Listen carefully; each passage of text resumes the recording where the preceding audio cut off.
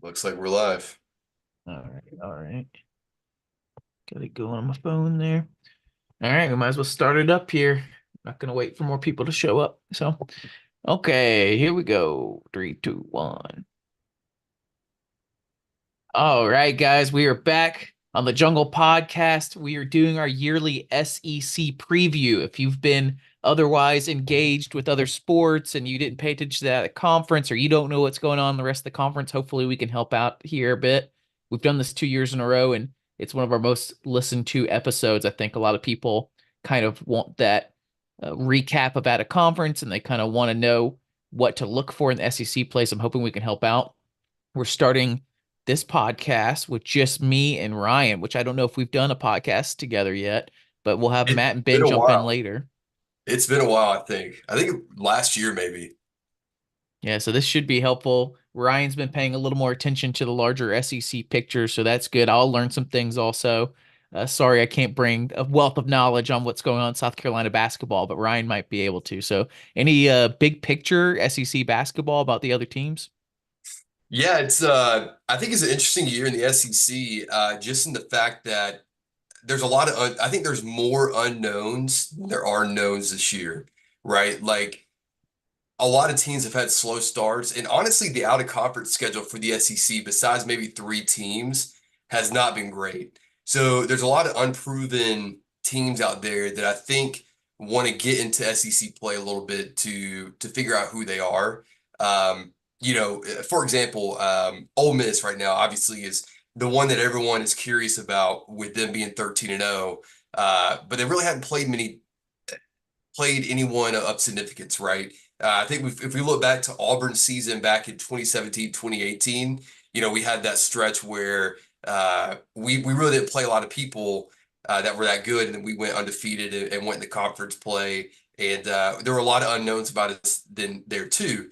So, really the big picture of the SEC this year is that there's probably four or five teams that people feel really comfortable saying that are at the top, and then the rest is a lot of unknowns.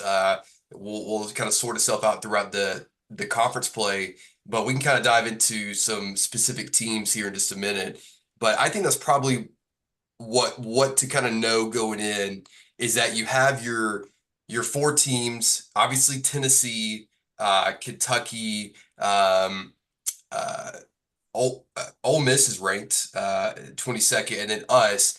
I believe as a Only four SEC teams ranked right now for how deep the SEC is at this point. I mean, that's a decent amount, but we're one of them. Ole Miss, who we're not sure is a paper tiger or not, is one of them. So really, it's Tennessee and Kentucky that the wider national sphere is talking about, right? Number five in the AP, Tennessee. Number six in the AP poll, Kentucky. So those seem to be, if we're competing for the SEC, those are the teams that the AP at least believes at this point is who we're gonna have to take down. Yeah, I mean I think throughout the year there have been some teams that have yo-yoed in the top 25 and then out, and then they're probably going to be out for a little bit of time. Example, Arkansas, Alabama, even Mississippi State jumped in the top 25 at some point, and hasn't found their way back in, since. But I think there can be some teams that kind of find their way into it here soon, just depending on how they start off. But yeah, I mean, two really strong teams, and like I mentioned, the rest are just kind of we don't really know. I think that it's going to sort itself out throughout the year, but I think there's going to be four that really set themselves apart here. About halfway through SEC play, really. So Tennessee and Kentucky are doing kind of what we expected them to do. Tennessee's been good under Rick Barnes, as much as I don't want to admit it, but they've been good and they're staying good. Kentucky's Kentucky. Who's these other teams that are threatening? I know we talked about Paper Tiger, Ole Miss, but what happened to Arkansas? Arkansas was a darling coming in, right? Yeah, I mean, Arkansas is always going to be a darling, right? Because of the hype around their coach, right? For whatever reason. It's recruiting, right? Is that the only reason why people go? I guess it's the Sweet 16s, it's the recruiting, and you know what's a big factor? I think, and maybe this is my typical like culture thing or whatever. They were big in the 90s. So many of these announcers were watching in the 90s and they had this like magical view of Arkansas and Fayetteville and basketball program. They were really good. Like, correct me if I'm wrong. They were really good in the early 90s, the way Florida was really good in the mid 2000s. And that's about it for their program. But I think it's something to do with the age of the announcers and the people there in sports media that they see that as like a magical thing and not just a blip in the radar. Like they expect that Arkansas should always be that good. When if you look at their history, they're like Florida. Like Florida's not expected to be that good at all times, right? Yeah, that's a good point. Yeah, they won that championship in '94, when with Nolan Richardson, and people latched on to them, and they And they had went again. They went like 2 years in a row, right? Kind of like Florida, right? yeah, Except Florida won both of them. And it's yeah, just funny to me that Florida does not get this benefit of the doubt while Arkansas does. I guess recruiting, like if Florida was recruiting that well, maybe they would be getting it too. But the way people talk about Arkansas basketball just blows my mind for the one like strong round they had in the 90s. yeah. They do get a lot of good players. They put a lot of players in the draft recently. They also, when it comes to transfer portal, I don't know if you noticed this or not, they literally contact every player that enters the portal. You'll see like this player in the portal, and Arkansas is like the first name you see, but yeah, they don't really get too many out of there. It's funny how they shoot To their be shot a lot. to be Um, fair, I guess Bruce Pearl has clearly shown that he's adapting to the transfer portal too, and he's learning how to build a good team. We have a good one this year, and we're doing well. But I like that strategy of going after a ton. But then Arkansas at the same time has struggled in these early out of conferences. They struggled in early SEC play, but they've turned it on late. So I feel like this year for both Tennessee and Arkansas are a big deal for two different reasons, right? Arkansas needed to show that they could do something early and consistently, and they haven't really done that. So now it'll be they have to go deep again in the NCAA tournament, or will be those other times will just be kind of lucky. Tennessee, they've already shown they can be consistent in SEC play and at a conference, but can they go deep in NCAA? So both teams are kind of like trying to do like now Arkansas is kind of setting it up again that they're going to have to go late again if they don't. Their whole program like identity is going to go down a bit, and Tennessee is going to have to wait till the very end of the year to prove that they can go past the Sweet 16 to really like prove the haters wrong, or they're going to have like a albatross around their neck. They just cannot do it in March, and that will stick with them for a long time. Yeah, Arkansas is interesting. We have this little thing with Arkansas the past couple years, where we're constantly going at it. And I think for us, right, the taste of losing there when we were number one and them celebrating and all that stuff is always going to sit with us a little more than I think usual. It's going to be an interesting matchup for us the first game of the year, right? Because Arkansas throughout the year this year, if you look at who they've played and who they lost to and who they beat, that arena and the fan base gets up for big games, right? If you look at who they beat this year, they beat Duke, right? They beat Duke at home, it's a big game, and everyone went nuts for that. But at the same time, they lost to Memphis. They lost to UNC Greensboro. They should have lost to Lipscomb. They should have lost to Abilene Christian. They They did lose to Lipscomb, right? Now they won by three. Did Uh, they? Ah, man. I thought they yeah, put that Lipscomb beat somebody else. Lipscomb beat Florida State. That's who it is. Lipscomb might be all right. yeah. You never know. You never know with the Bison. And so it's they seem to play up to their matchup, right? And they're going to be fired up that we're coming in there for the first SEC game on a Saturday. So if we're just jumping ahead to talking about our matchup with them real quick, we have played one true road game this year, right? Which is was a terrible loss at App State in a small environment that they were fired up in. How are we going to come into this matchup thinking that we're going to come in and play in that environment with 20,000 fans that they're going to be fired up on with their athleticism? I'm fascinated to see what we do. Do we come out and do we give up a quick, 8-0 run and have to call a quick timeout to settle our guys down? Or are we going to pound the ball into Janai to start the game off, really slow the game down? Because Arkansas is going to want to get up and down the court and use their athleticism. Uh, it's going to be interesting to see how we start that game off to deflect from the pressure of the crowd and how they react and how they're going to be with it, in that environment. So just kind of talking about that big picture. Since you started with Arkansas, those are just my thoughts real quickly about that game coming up this we Saturday. But we have never turned down a track meet. Every other team, the announcers will say it half the time. Oh, this team likes to run. Auburn wants to run more than any other team in the nation every single time. Even if we don't have the men to do it, we're going to keep trying to run. And with our depth of 10 players, 11 players, we're going to run. But welcome to the podcast, Ben. Also, we're going to have all four hosts on tonight. They're just coming in at different times. We're all busy people, adults with jobs. So welcome in, Ben. We're talking Arkansas. Yeah, man. I got in for the tail end of Ryan talking there. I'm also pretty excited. This is going to be a real chance for us to learn exactly what this team's made of. As we get into this year versus last year, I think we're going to see there's a lot to be excited about. But we'll save those stat crunchings for a little later. We got our usuals in the chat. Pocket Watch, a Canoe Man. I hope you keep hearing those names over and over again the rest of the season. I hope you hear a lot more names too. But they said Arky fans know how when to affect the game for Pocket Watch. Canoe Man Yep, says, "Who here's painted the Lipscomb Bison?" I have not painted Lipscomb Bison, but I've been around that many times. Looks like Ryan's painted it I before. have hated that thing. What's going on with Kentucky? You know, that last year Calipari got in hot water for the first time in his career. He's got a lifetime contract, but people were calling for his head at one point. He was not doing well. South Carolina beat them at home in this crazy game early on, and people lost it. He kind of turned it around near the end of the season. Oscar Shibwe, he's gone now. So what's going on? They seem to be going yo-yoing a bit. I heard people talking about they might be the best team in the country at one point, and now they've kind of yo-yoed back to middle ground, number 6 in the country. I mean, I personally think they're going to be one of the top two teams this year in the SEC when it's all said and done. And just to the fact that they have started to kind of put things together a little bit. They have some really good freshmen, including the one freshman that comes off the bench, Reed Shepard. That's just an absolute game changer. He's to them, he's our CBM, but he's really talented. He's a white boy. He can shoot. I mean, they absolutely love him there. Um, it's interesting because they played a game against Kansas this year, and should have won the game, and people thought that they were the better team after that game. And it could be true. If they shoot the ball well, they are far and away the best team in the country, in my opinion.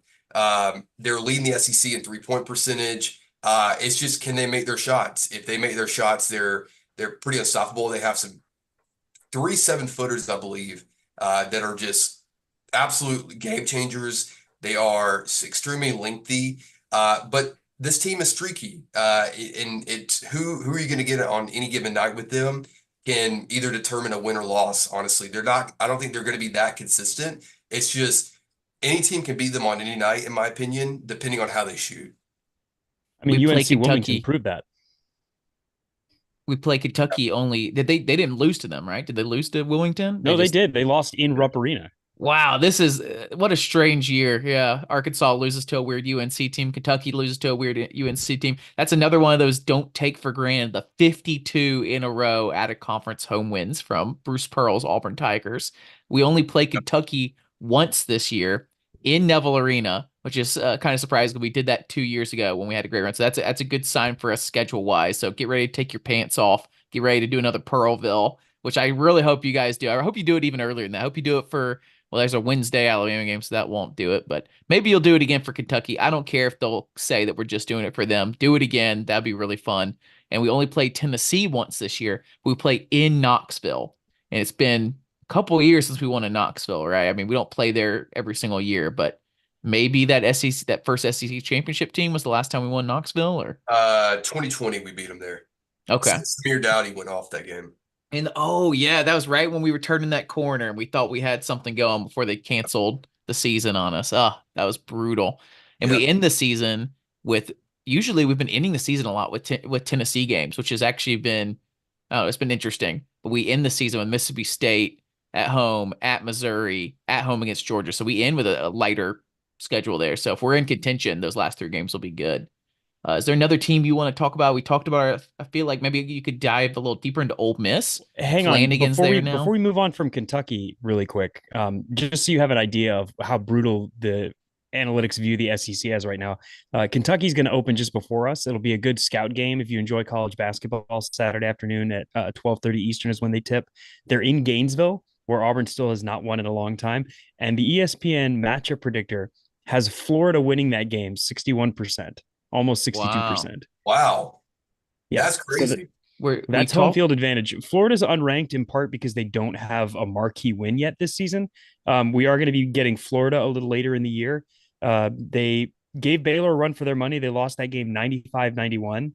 And they beat Pitt in the NIT preseason tip off. They also have a loss to Virginia and a loss to Wake Forest. So the ACC has not been kind to the Florida Gators so far this year. They're still looking for that first marquee win, and an upset over Kentucky in the first game of the year could go a long way towards that. It'd be Yeah, nice to see. Florida's interesting. Like you mentioned, there's not a lot known about them, but I love Todd Golden. He was an assistant at Auburn. He was part of Bruce's first staff. And I always pull for him just because he kind of got the ball rolling here with some good recruits and all that stuff. But they're interesting because not a lot's known about them, but that's sometimes scary. And yeah, I'll definitely be tuned into that to see. If you look at Ken Palm with Kentucky, it's pretty interesting because their adjusted ranking for offense is eighth, whereas their ranking for defense is 51. So, like I mentioned, there could be a great shooting team, and it's kind of just like our good friends down the other side of the state, Alabama. They're one in offense, but 71st in defense. So, if they're not shooting, they're losing. That's just plain and simple. Here's a couple You can't stop rankings for anything. you. I got a couple rankings for you because here we were pulling out a bunch of them here. We just did AP for Kim Palm, other SEC teams. Alabama number 6, surprisingly, for Kim Palm, 7 for Tennessee, 10 for Auburn, Kentucky 18, Texas A&M 23. And then for net, we have Alabama at 5, Tennessee at 6, Auburn at 15, and Kentucky at 24. Texas A&M at 25. So you're seeing kind of a discrepancy here between net, Kim Palm, and AP, and those kind of, I feel like, come together a bit near at the end of the year. We could talk Alabama right now because their Kim Palm is way up at number 6. Ugh, They're I don't also, I want to do it. believe, the number one. I have the NCAA stats up Yeah, they're the here, number one offense in the SEC. and the number one scoring offense in the nation. Oh, in the nation too. Kentucky's number 4 in the nation. So I don't know if you Alabama guys. is I it's it I don't know where to start with them because so Jackson, you were talking about this year, and I love to have this discussion now. I think we at one point in our group chat mentioned, would you have rather had Alabama's schedule this year and just get absolutely pummeled, stay in the close games, but not have a great record, or have our schedule where you're playing some okay teams, right? We probably scheduled these teams thinking they may be a little better than they were. But like Notre Dame, for instance, or Indiana. But it is what it is. You know, uh, Alabama got exposed defensively, right? And they could use that to hopefully get better. But I mean, knowing Nate Oates' staff, they're just going to focus on shooting threes and that's it. So whose schedule would you have rather had in the out of conference? I mean, we've been going back and forth with the chat. I'd rather have Alabama so I could take that shot. They screwed up. They didn't get one win, but if they pull up one of those, you could lose 4 or 5 of those and win one. And that's all anybody's talking about is the one win, Well, really. hang on, if I can dispute that because we have a very similar situation in what happened with Arkansas. And we're The only talking about difference is that Duke Arkansas, win. yeah, Arkansas took a bad loss, but Arkansas is unranked, and That's Arkansas is that's not really all loved it by the comes down to, analytics. right? Arkansas If is not loved by the analytics, and the same way that Alabama is. And part of that is yes, they shoot an incredible volume of 3-pointers, but they also just don't take mid-range shots. They're taking 3-pointers, they're taking shots at the rim, and they're trying to get fouled inside, going towards the basket. And those are all high percentage, low risk, high reward plays. And I think that's part of why you see the analytics so in love with their offense. Yeah, I mean, just to finish my thought on the Alabama schedule versus ours. One, you're right about like we thought these teams would be a little better than they are. I like the idea that we're scheduling major teams, even if they're not great major teams. I'd rather have a decent major team than a good mid-major team. USC should have been better than they are. I think that's our biggest whiff that we had on the schedule. But Arkansas, if they hadn't lost to UNC, Greenville, or whatever it was, that's all you'd be talking about is, hey, yeah, they beat Duke. They've got great recruits. They're going to turn it on with Musselman. Alabama just they didn't lose a bad one, but they didn't win any of their good ones either. I think you take that shot every year, but it didn't work out for Alabama this year, but I rather take the shot, and that's all anybody would talk about in my opinion. Did you see Bruce's quote today? He was pretty real about this game coming up Saturday in a tough environment like Bud Walton. He said, if the ESPN, these people look at these type of games, right? And can you win in these environments? For the SEC ACC challenge, right? Arkansas got Duke, Kentucky got, all these other teams played these great teams out of the ACC, right? Auburn gets Virginia Tech.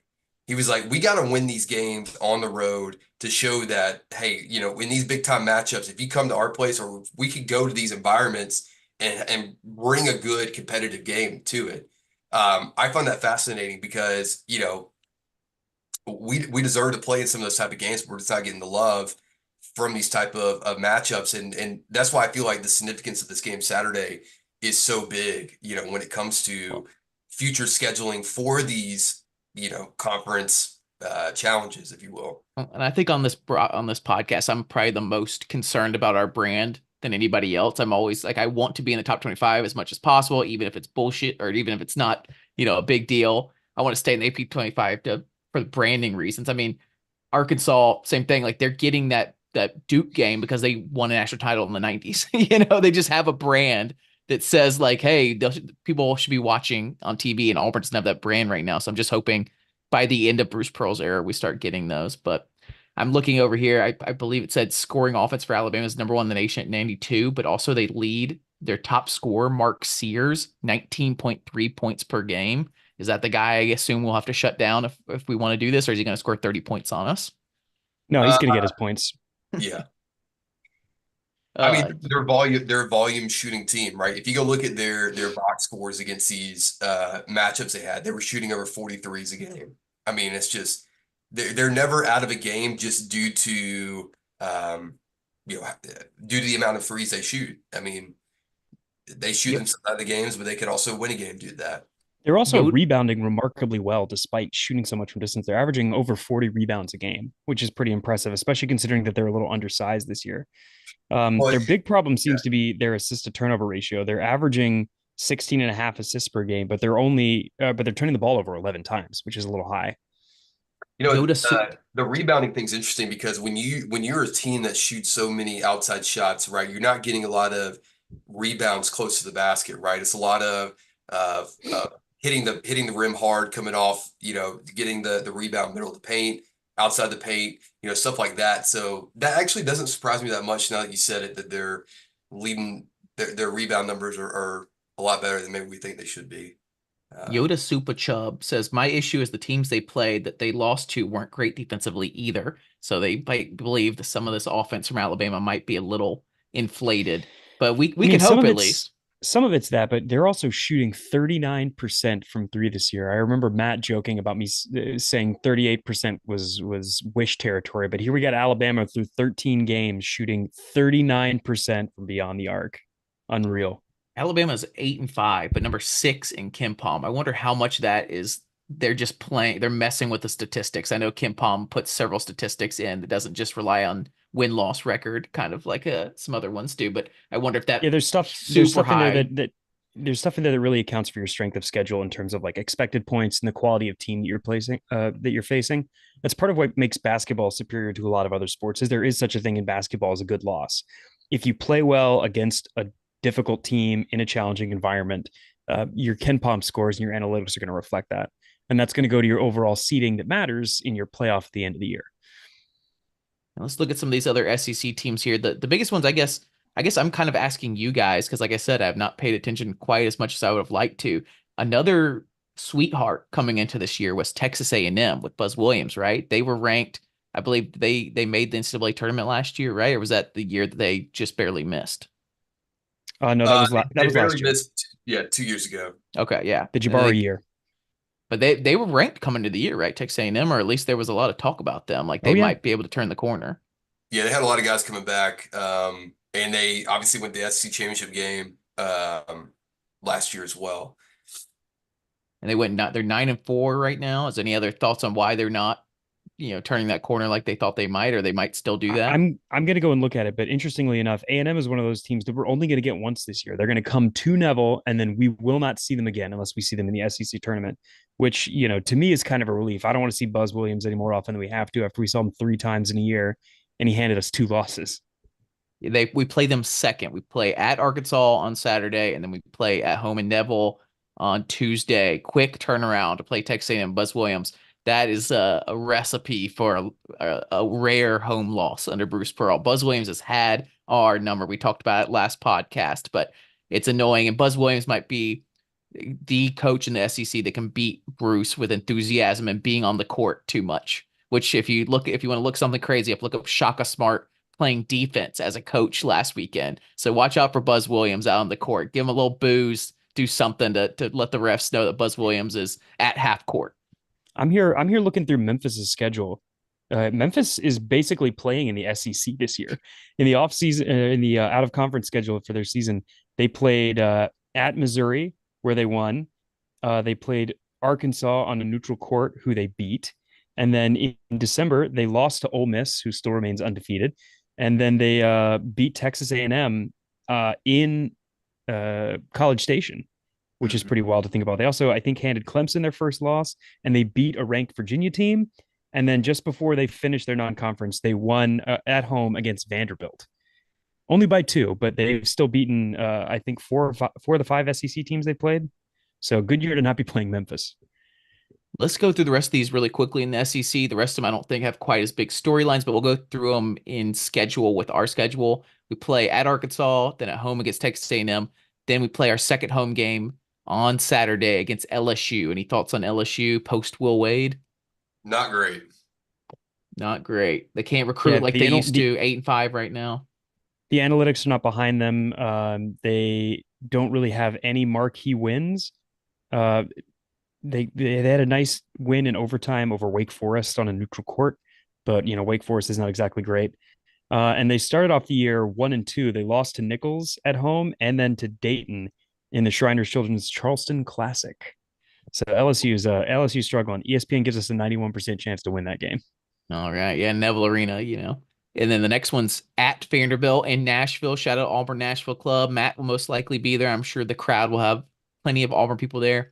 For some reason in my youth, I believed that Vanderbilt should be a good basketball team. I don't know what it is, if it's their faux Ivy Southern thing or if they were made a couple NCAA tournaments when I was younger, but they don't seem to do much at Vandy in basketball. And I don't know if you guys even know who's on the team or what's going on with them.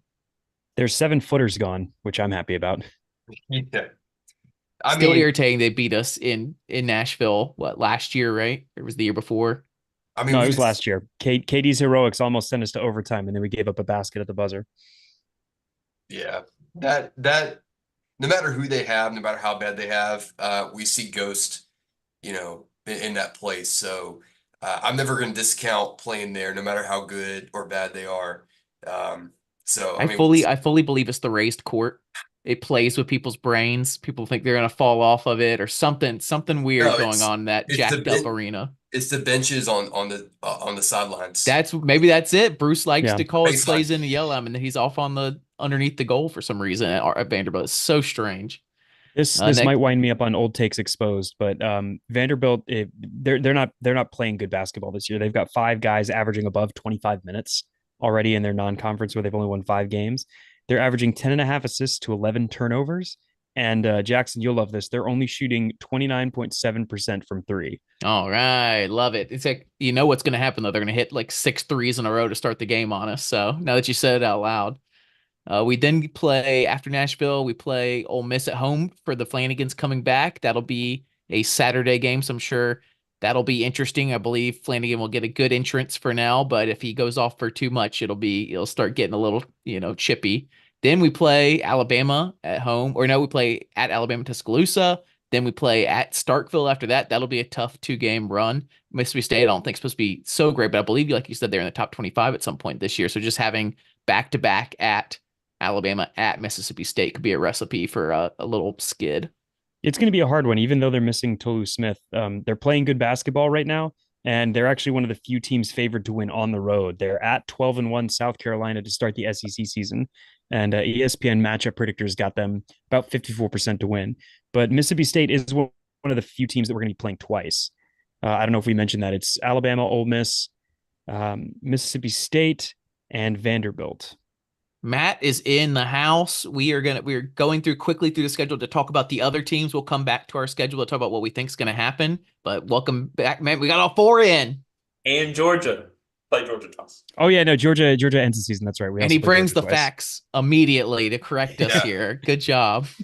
Next up, we'll play at Mississippi and then Vanderbilt at home. So we play Vanderbilt twice this year, which is good. At Ole Miss after that. At home against Alabama February 7th, then at Florida, we touched on them. Then at home, South Carolina on a Wednesday. That's good to have. Any thoughts on South Carolina? They might be one of the worst teams in the league. Am I right? No, Really? I don't know. no, not one of the 12. worst teams Actually, in I'm the looking at league. the schedule now. 12-1 right now. I mean, they they really didn't play anyone that they almost beat Clemson, which is, in my opinion, uh not bad. I mean, Clemson's not bad this year. They're pretty good. And so, that was their only loss in out of conference. So, I mean, they'll probably take a step back in SEC play, but there's a lot They're of just not the worst team. there's a lot of unknowns about them. We'll have to wait and see how they turn out. Then They we were picked play. last. They were picked last in the preseason poll. Yeah, which is interesting. I think they have played a little more a bit higher than their expectations, honestly. We play Kentucky at home. Take your pants off.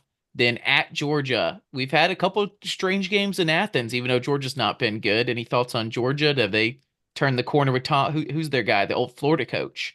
Is he Mike getting some White. recruits? That's the most worrying thing. Me and Matt have talked about in the podcast plenty of times. We cannot have Georgia even have an inkling of being good at basketball because they will turn the corner and start spending NIL money, and we need those Atlanta recruits. So please, we got to keep Georgia down. I don't really know much about Georgia this year, to be honest with you. So Georgia has some what we would consider good losses. They lost in the Bahamas tournament with Miami and Providence. They didn't win either their opportunities to win a game down there. They did beat Florida State on the road in the SEC ACC Challenge, one of the few Florida teams to State win must on the road. stink. they're Florida not. State has lost to Georgia and Lipscomb of all teams, the COC boys. That's so strange. Because Lipscomb or Florida State had some years in a row there where they were ranked and going deep in the tournament. Yeah, Yeah. and then just overall a very very unimpressive schedule. They also have a bad loss to Oregon to start the year. Oregon is one of those tricky teams that we're still trying to figure out how good they are. They did beat the pants off of USC the other night, but they're another team that's missing any key out of conference wins. Alabama Georgia, smoked Oregon. Oregon beat Southern California. Okay, yeah, that makes sense. Then we play at Tennessee. That'll be a big game if we're still in contention by then. That might be the fork game. If there's any chance we're still in this thing, that at Tennessee game will be the biggest game on our schedule. Then Mississippi State at home. Then at Missouri. Any thoughts on Missouri? They were supposed to be the basketball school when they came in our conference, but it has not played out that way. Missouri has gotten spanked a few times in out of conference play. They got absolutely run out of the gym, I think, in Kansas. They brought some guys back last year, but they're not that athletic. The team, do you remember Arkansas having this really tall white guy? His last name Vanover. He's like 7'4", that played against us in 2020. So he's there. And he's just like really awkward looking. I feel like Jedi Bird's gonna have a huge game against him because he's not great at post defense. He's just kind of like there with his arms, like looks like the guy that the blow up thing at a car like dealership. That's just like Which speaking of these freaky tall guys, Ole Miss got one too, right? They got the guy that was it from Western Kentucky that was always on the top of the blocks list. Am I right or am I wrong? yeah, Musa something I think his name is. Yeah, we were like watching the Broom blocks and the Walker Kessler blocks, and it was like Kessler, this Western Kentucky guy, was competing with Kessler the entire year, and then Broom was right there in the top 5, I believe. But I don't think he's setting those same records. I don't believe he's played much this year. I He think actually is. I am looking at blocks per game, and is that he is top in the Sharp. league at blocks per game, right? That's the same guy or no? I Yeah, don't from know. Jamarian Western Sharp, Kentucky. 7'5", 235 from Hopkinsville, Kentucky.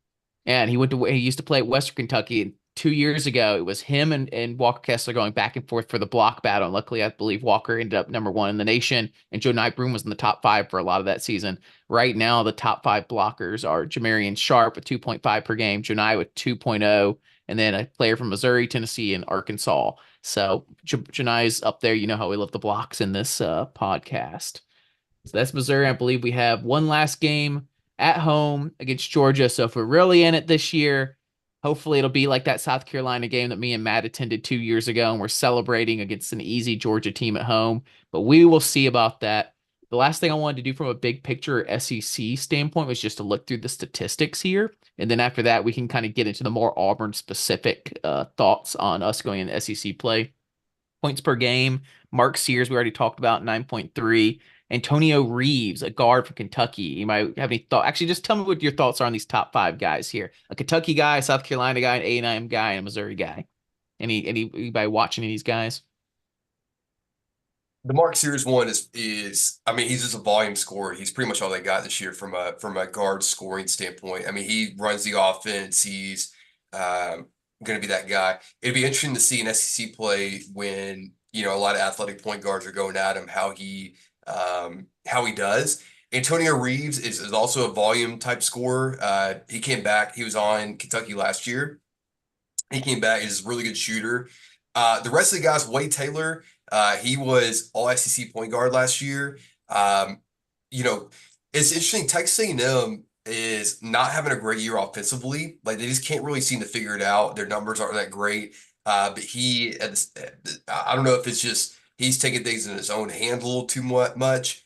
But you know, he has really been, you know, consistent on their point guard. Is going to be a real matchup problem for us. He was last year against Wendell Green. So it'd be interesting to see how our point guards match up against him. And then everyone else is just kind of, I don't know much about Sean East. I don't know much about Mechie Johnson. I know he's a volume scorer. And the rest are just kind of pretty standard, honestly. If you're interested on who our highest player is in points per game for the SEC, Janai comes in at 9 with 15.8, which I think is a good thing. I mean, we see that our offense is decent this year, and it's good that it's being spread around. I'm using these stats a little bit too to hear at the end of this, if there's a player on here that you don't see listed, let me know, because this is kind of an excuse to talk about who to look out for in the SEC. I see Zyke Ziegler, the little guy from Tennessee, is on the list again for assists per game. He's number 3. He gave us fits, I believe, in the last couple of years. He's very small, even smaller than Wendell, I believe. So I don't know if you guys see any point guards on here you want to talk about. Wade Taylor is both on the points per game and on the assists per game. So that's interesting to see. Player of the year. Preseason player of the year in the SEC. Wade Taylor. Yep. Field goal percentage, rebounds. Aiden Holloway's still got a better assist to turnover ratio than most of them. Let's see where Aiden is number 6 on the list, so he's almost on there on assists per game. Wait, hang on, go back to that because I think it has the ratios too. If you look in there, assist to turnover ratio. I wonder if it lets me filter on it. Oh yeah, No. 3.9 for Aiden Holloway. That's the top that we can see visually on this chart right now. Oh no. Talon Cooper's got 4.1, so he's second place at 3.9. I don't care what place he is. 3.9 is otherworldly territory. Yeah, that's balling material, especially when you look at South Carolina's schedule. You love to see it. Other guys, Janai Broom is number 4 in field goal percentage at 56%. He's also number 4 in rebounds per game at 8.7. He's also on blocks at number 2 for 2.0. So Janai he's our star player at this point. I'm sure that will get highlighted in every single game. We know that he was a star coming in, but still, he'll be the one on there. There's steals. Who cares about steals? As long as KD's not on there, that's disappointing. Let me see if he's any further down here. He's also a backup, so he's all the way down. He's 11th, Yeah, and he plays. If you go back to that, I was looking at this the other day. 16.8. Plays 16 minutes a game, and he's an 11. Pretty much everybody else is in the 20s and even 30s. So Alan Flanagan is playing 31 minutes per game. I told you they're running Flanagan ragged over there. They're running their top lineup ragged. That's what they wanted, right? Or at least what Flanagan wanted. But to get out of here is he wanted to be a star guy. Hey, you're getting 31 minutes a game, my guy. Do y'all think that Bruce before the Ole Miss game is gonna say, like, I hope our fans give him a round of applause before the game? 100%. And I think we will. I think we will to start the game. But if he starts going off, it's gonna get chippy. People are gonna start saying things. Well, go ahead, Matt. Let's just say Bruce would do that almost all the time. If Bruce doesn't do that, that's a sign. Ooh, good point. Reading the tea leaves over here. Well, this is your last chance if you want to talk. I mean, we can talk about it when we break down our schedule a little more, but any big players in the SEC that the national media are talking about that you want to bring up now that you've heard of? I'm just happy Colin Castleton's gone. Yeah. I'm always looking out for Vescovi at Tennessee. I'm still like rubbed wrong that he I used to don't think play he's that. I pro. will. I will down this hill that I don't think he's that good. Yeah, he just He I No, he's Ziegler's a better player, and I'm he's ready for him to forever graduate too. in my don't mind connect. because he's forever in my mind because this weird like semi-pro thing he did down in Uruguay, and then he came in like halfway through a year and then roasted us in his first game. And he's got this weird European game going on. He seems like a little older than everybody else, and he's still at Tennessee 3 years later. And I knew it from that game one. He's going to be an annoying guy, and I'm still talking about it. So They're really good. They're great play. Tennessee's roster is really strong, and Ryan will agree with this. The challenge Tennessee has is they continue to triple down on a very similar style of play, and they are going to be as physical and tough on the defensive end as anybody. I think they are a more traditional, like grinded out kind of team, and they just haven't done it late in seasons. So I mean, until they break that, and I think we've seen one of the interesting things to me about this Auburn team, right, is all of our wins are 15 plus points. Now, non-conference, we know, but like just the fact we talk so much about how many 50-50 games are you going to be in. Tennessee's going to be in a lot of. They're a good team, but they're going to be in more 50-50 games, I think, because of how they play, and that leaves you vulnerable to sometimes get beat.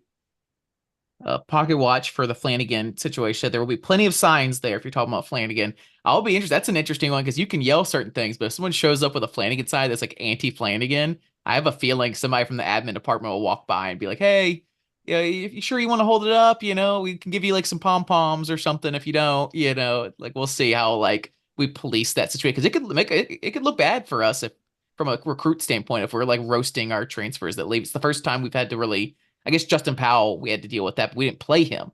So actually, we did play him. We played him at Tennessee the next year, right? So Yeah. If you're a listener of the pod and you bring an anti-Allen Flanagan sign, make sure you put a B on the back of your sign so that you can just turn it around and just have the B for Jackson. You can hold up yes, a sign for a somebody block. finally has the block sign. Okay. One day they're gonna get the block count going in Neville Arena. Well, that's about it for talking about bigger SEC stuff. Like we didn't sit down and talk about exactly what we wanted to talk about in the SEC preview, but I figured we could talk about what we think about our own players going in, our expectations for it. Last year, I was looking at our interview like Google sheet we use for SEC. I believe what we did was like our top 3 expectations for the year, what would make us happy with the season. Last year's mine was stay in the top 25 while figuring out the kinks. Storman wanted to make the tournament and get 10 plus SEC wins. I don't know if we got everybody else's, but we can do something similar to that. At some point, I think at the end, we're going to have to do our Jalen Williams, our trial of Jalen Williams that Matt is so excited about. So maybe we'll leave that to the very end. But where do you guys want to take this? Do you want to talk players? You want to talk expectations? You want to look through the schedule again? I love to just talk about the team. Like, Does anybody want to hear where we are at compared to where we were this time last year and where last year's team finished? Because I did a bunch of number crunching this afternoon. do it? Let's hear it, Ben. Yeah. Yeah. Are we feeling it? All right. So do you think we are scoring more or less points per game than last year? A whole lot more. Yeah, a whole lot more. We finished non-conference last year scoring about 74 points a game. We're currently scoring almost 85 points a game. And that carried over into the season last year. We were scoring 73.66 points per game coming out of non-conference. We finished the year scoring 72.76. So we're beating both our non-conference numbers from last year and our season totals. So how do you think we're doing? if we ended at a conference at 76 points per game, and we ended the year with 72 points per game, we had to be scoring in the 60s points per game in the SEC, right? That's brutal. Dude, That's it was brutal. it was a grind. We scored glad we're having 56 fun points again, in a guys. loss at Kentucky. We scored 43 in a loss at Tennessee. The Oh, offense was killer last year. I forgot about that game. The Tennessee game was so brutal, man. All right, let's talk defense. Where do you think our defense is at? You think we're better or worse than last year in terms of scoring? Ooh, that's actually a good question. Better. No, I think we're worse probably because we're scoring more and that's allowing other teams to score. I mean, we won a game 40 something to 40 something last time. So the games were just way slower in out of conference. So I got to say, like, I don't think we're actually playing that much worse defense. It's just a different style of game. Matt, you want to add a prediction? I agree with Jackson. I mean, I know we're top 20 defensive efficiency right now, and I don't think we actually might have been last year too. I do think the points per game, if that's what we're looking at, is probably slightly higher. Yeah, our defensive efficiency is a lot better, but you're right in that the points per game is a little bit higher. We finished out of conference last year's giving up 62 points per game, and we're finishing giving up just shy of 67 points a game. It's But still pretty great for what we expected coming into the season. that number right? is still under our numbers for SEC play. We finished the year last year averaging giving up about 68 points a game. And I think I totaled it How up. about that? How about that question? Do you guys think we can do that in SEC play this year? Keep them under 70? You think this gang defense can do it, or you think We do look out.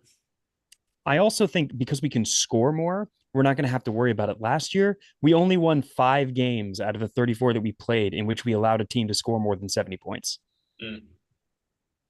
That was kind of the magic number for other teams. If they could get above 70, the odds are pretty good that they were going to beat us because we didn't have the horses to keep up.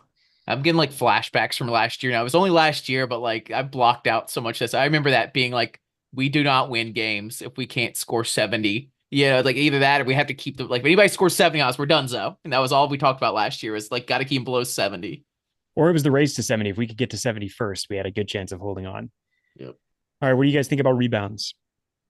Oh, that might be a better question. I think we're probably rebounding better. But there might be less rebounds to be had. Ooh. All right, so Matt says less. Jackson says more. Ryan, you going to break the rubber? I'm going to go more. That is correct, my friend. We're averaging 40.2 rebounds per game. We finished non-conference last year averaging 39. And by the time we got to the end of SEC and the Big Dance play, we were only averaging 36 rebounds a game. So right now from where we finished, we're a full 4 rebounds ahead. How about blocks, Ben? We got the block stat? Oh, we've got the blocks, baby. Are we blocking more or blocking less than last year? Less. I'm saying less. Feels like less. Probably less. Well, it's actually both. We're less than we finished non-conference last year. Last year, we came at a non-conference averaging 7 blocks a game, but we finished the year only blocking 5.1 shots per game. We're currently at 5.6 shots blocked per game. All right. Still playing well, still doing well, but we're in the top 25 of blocks instead of the top 10 like we were in the past. All right, let's talk. This team's game, in my opinion. I agree. Although interestingly enough, I didn't finish doing all of the individual stats. It was a lot of work, but we're more effective from more positions than we were in years previous. Last year, most of our block shots came from Dylan and Janai, and then we would get the occasional block from Flanagan. Jalen is blocking more shots this year, and I think we're getting more blocks from his backup, Chaney Johnson, and also a few from Chad Baker-Mazar, which is great to see. And I think we actually have our star point guard, Aiden Holloway, credited with a block as well. All right, so let's talk assists, Matt's favorite stat. Oh, we're killing it in assists. We're 1,000 times better. The real question is, did we double up our team from last year's assists at a conference? Well, we didn't double it up. Funnily enough, we finished non-conference with the exact same number of assists per game that we had in the SEC play, 14.2. So that our identity was established as far as our passing game is. We're currently averaging 19 assists per game. Woo! But the real question is, let's talk turnovers. What do you think the turnovers were per game? They're way lower this year. I'm trying to think. I guess I would agree with Matt. We've had some pretty low turnover games, but I don't think we had that many turnover games last year, did it? I guess we're still figuring out Chance early. Westry and all that last year, I guess, weren't we? Yeah. So you're not going to believe this. Well, you're going to believe this first part for sure. We're only averaging 10.3 turnovers per game right now. We're almost below double digits, which is pretty crazy. That's great. That's great. We averaged 14 assists or 14 turnovers per game in non-conference play last year. We managed to get that down to 12.5 for the full season total. So we did clean that up as the year went along. Yeah, I forgot we were experimenting so early on last year, just could not figure it out. And then eventually we had 3 games in non-conference last year where we had 20 plus turnovers. That USC game? Yeah. Yep. 23 against USC, 20 against, I think Winthrop was our second game. Who do we play after? No, that was South Florida. The game directly after George Mason. I remember And that. then God, brutal. That one of our classic away at a conference game. Finally got bit this year, but yeah. And You then of know, course there was the most brutal game of all, the Northwestern game where we only had 7 assists and had 14 well, turnovers. the Yeah. turnover stat's interesting because we didn't obviously move the ball a lot last year. So the fact that we're so much more efficient on offense and moving the ball so well, like that speaks volumes to just how much better offensively this team is, in my opinion, than last year. Oh Well, yeah. it's contagious. It's contagious because, and I thought Dane Bradshaw made a great point on the telecast in the last game, saying, he was a player for Bruce at Tennessee, and he said, when guys trust that they're going to get the ball back, they're willing to share the ball. And it's obvious, Yeah. but like, you can tell guys are willing to make that extra pass because if the right play's there, they're going to get it back. And they don't worry about the ball getting stuck as much. So far, we haven't had to worry about that. there And was a against player. Was there a player last year that was like that? That people were like, "We're not even going to pass the ball to that person because he's going to shoot afterwards." I feel like there was some of that. Flanagan is an isolation-based player. He was. I haven't watched him as much this year. He was last year. Wendell at times was definitely. Now, something about our offense last year, Wendell just got stuck with the ball a lot late. Like, it's like we weren't getting good looks early in the shot clock. And now some of that was on him, but it just felt like he was getting the blame for a lot of that. When it came about half the time, it was like, well, what do you want? Somebody's got to do something. The games were so slow. The pace was so slow that. We didn't get our offense started till like 15 seconds or less in the clock half the time. well, and Early a later great on in the season too, people started pressing on us because we couldn't break it as easily. So then we wouldn't get started till 10 seconds left of the clock. We'd make one pass, it wasn't there. It went back to Wendell. He had to take some shot, which was just awful to watch. I mean, a great deal that had to do with our lack of an identity early on. Wendell Green Jr. was our leading scorer through all of non-conference, and he was our leading scorer for the entire year. But he dropped 20 plus points twice.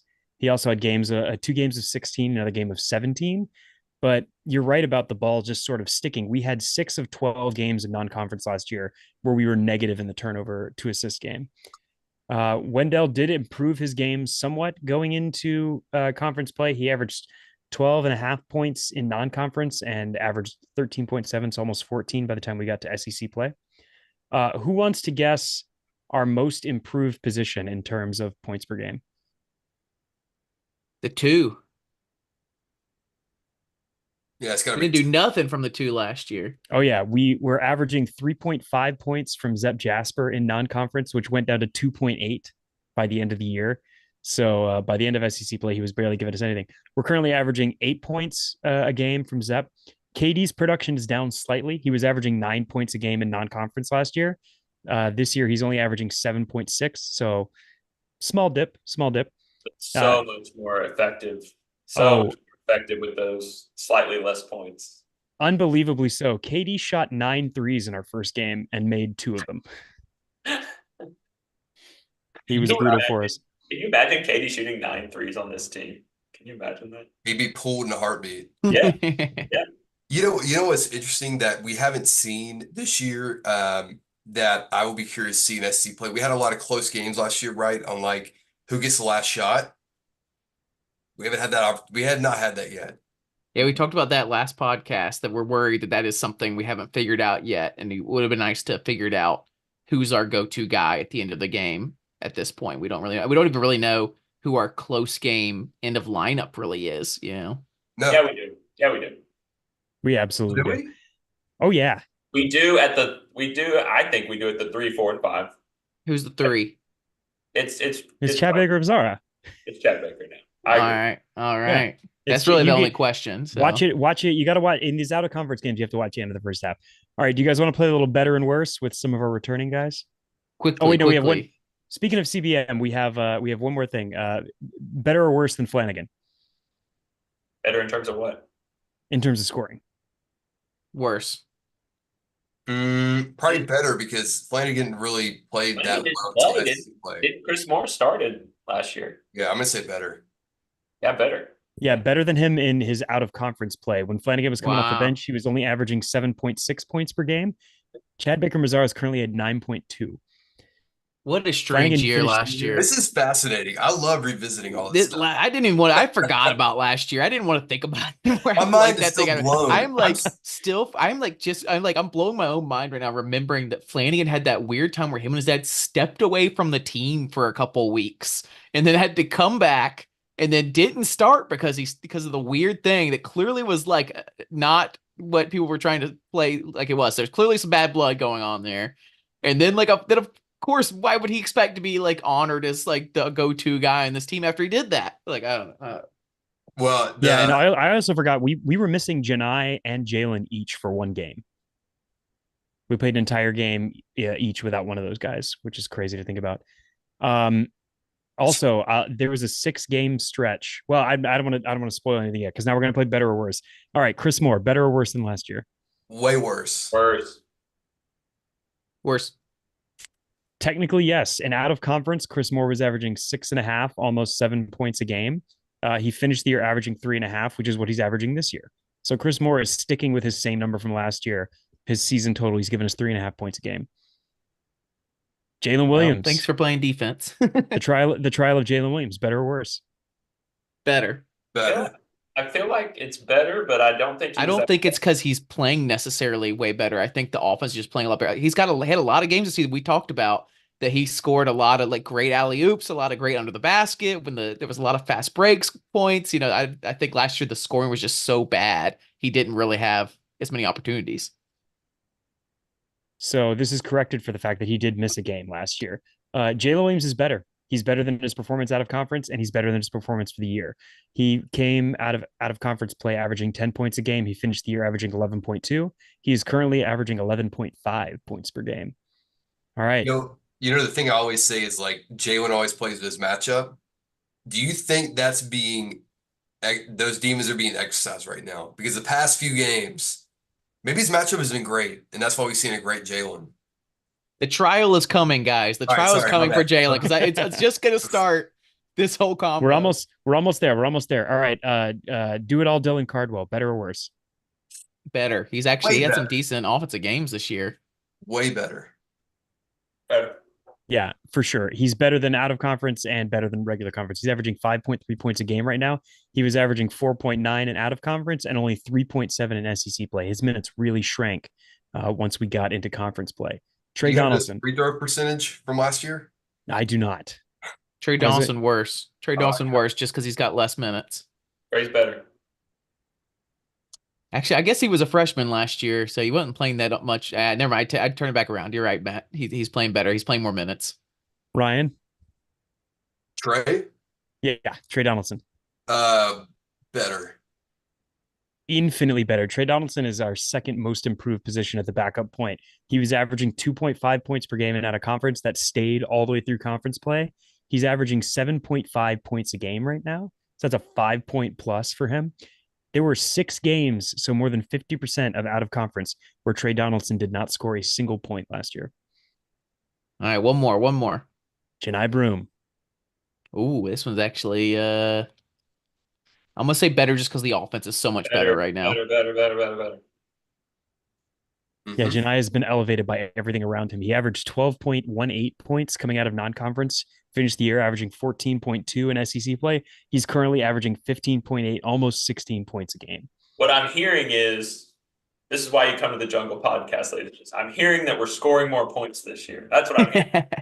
That's what I'm hearing. I have some questions here. I think Can I bring up a stat about Dylan Cardwell real quick that I think is a testament to how hard he works in the offseason and how having a backup like him now is so much more effective coming to SEC play than it's ever been. Guess what Dylan's free throw percentage is this year so far? Wow. 81. 88%. Not that great, but 65%. So much better. Better than Janai. Which is better than I just Janai. thought it had to be spectacular if you brought it up. He's Well, no, better but than Janai. What was his? Hang on, I bet That's I can bad pull for this up from Janai. last year. He was under 50 last year, wasn't he? Yeah, it was not great. He cost us a couple of games. I remember in particular the Vanderbilt game last year because Janai was out for a lot of that, dealing with some shoulder pain. And Dylan was in there and he was getting fouled a lot and he just could not convert. He was missing the front end of 1-and-1s all night. 32%. Wow. I mean, That's that is I didn't know it was that incredible. bad. That is incredible. Yeah, that's less than one of three times at the line you're making that shot. Oh, speaking of percentages, last one, three point shooting. Way better. I don't think it's that much better, but I do think it's slightly better. I think it's like I 35, would, 34% right now, and it was 28% last year. yeah, I would agree with Jackson. So last year, coming out of non-conference play, it was an abysmal 30.1%, boosted by one game right before we finished, where we had some incredible shooting. We finished the year at 31.4. So we barely improved that in SEC play, but we did manage to improve it. We're currently shooting 34. 33.4%. We're hitting slightly better than every third shot. I want to pump those up a little bit, but I don't think it's going to go any higher in SEC play. But would have been nice to have 35 and at a conference and go down to 33 in SEC, but whatever. I have some questions here I think could help guide our conversation and a larger picture of what this team is. If this team is going to win the SEC, let's theorize that this team could win the SEC, which I think there's a chance. What does this team have to be great at? What do you envision that this team, every team that wins the SEC is great at something. What is this team showing glimpses of that they could be great at to win the SEC? Anybody can take it. Defense. Second chance points. Ben's got second chance points. What are you saying, Ryan? Defense. You think this team can be great at defense? You think you feel like We have to be great at defense. that's not what I would expect it. If I'm guessing the SEC that we're going to win the SEC this year, it won't be from being great at defense. When you see a team like Tennessee that's got a great defense, I believe it would have to be. I think our depth But and our fast breaking, we start hitting more threes, and we I'm look not like one of concerned those. about I'm not concerned about us offensively. I'm concerned about us defensively. I don't see it. Like, sure, like I'm asking, like, I guess, like, what you think that you've seen a glimpse of. Do you think you've seen the glimpse that, like, if I told you in this conversation that I'm from the future, we won the SEC, what would you guess that we were great at that got us there? Guards playing defense made like we have to be great at that in order to win the SEC, in my opinion. We have to- Wow. Because you think that could be such a liability. That's what I'm saying. Correct. Okay, Matt's understanding me. Because I don't think we'd ever be great at that. Like, I get what you're saying, but that's what we would need to be, what we would need to be good at. I think I could see if you Guards came to the future to me and said, we won the SEC, I'd say we were great on offense. We hit 35% from three. We had great fast break offense points, and our guards were good and not great and not terrible. Like we think they could be. So as guards playing defense, something to say there? Because I feel like that's a huge liability. I mean, that's where we'll get to in my second question. But Matt, what do you, if I came to the future, what were we great at that got us across the line? Same way to answer the question. Y'all are both doing a good job in tandem. I got it now. I'm sorry. Dad brain. I think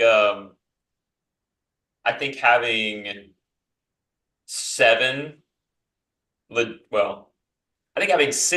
five to seven legitimate scoring options is something that not a lot of people have. And most of those are proven in the SEC. The ones that I'll be watching for, can they keep up what they're doing is Aiden, obviously, and then Chad Baker-Mazara. But we know who Katie Johnson is. We've seen him win games for us on a Jabari championship team. We know what he can do. We know what Jalen can do. We know what Broom. He's an SEC Player of the Year candidate at this point. So depth of scoring and a number of options that we have. And Bruce's teams are never necessarily the highest three-point shooting percentage leaders. What Bruce's best teams have always had, though, is you're scared when they get open shots. Like, you don't want them getting open shots because you feel like the players think they're going to make them. And I do think, even though the percentages aren't super pronounced right now, I feel like the ball's going in more often before I see the result, if that makes sense. Part of that's because of how we're sharing the ball. Part of that's getting some better shooters out there. So I think the variety of scorers and the depth that we play with, the 10 guys, is a very unique thing in this league. So I think if we were going to win, I would put those two things at the top. And then just veteran, being old. Ryan talks about this a lot. We have some old guys who I think are pretty motivated by the way last year went and how mediocre it was, and then the dud of like almost kind of making the Sweet 16 and letting that get away. I just feel like there's being old, having weapons, and the depth of playing 10 quality guys. We're Sorry, gonna I'm keep gonna say free throw percentage.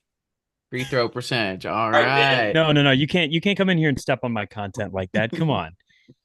Hey, real I, quick. We played one less game in out of conference last year, but who wants to take a guess at the numbers of 3-pointers we've hit so far this year versus last year? Way more. I don't know what a healthy number is at a conference, at a percentage, but not total. Yeah, the out of Give it conference to us. percentage we already talked about was bad. We hit 76 threes in out of conference play last year. This year, 106. All right. That's 30 more made threes in only one more played game.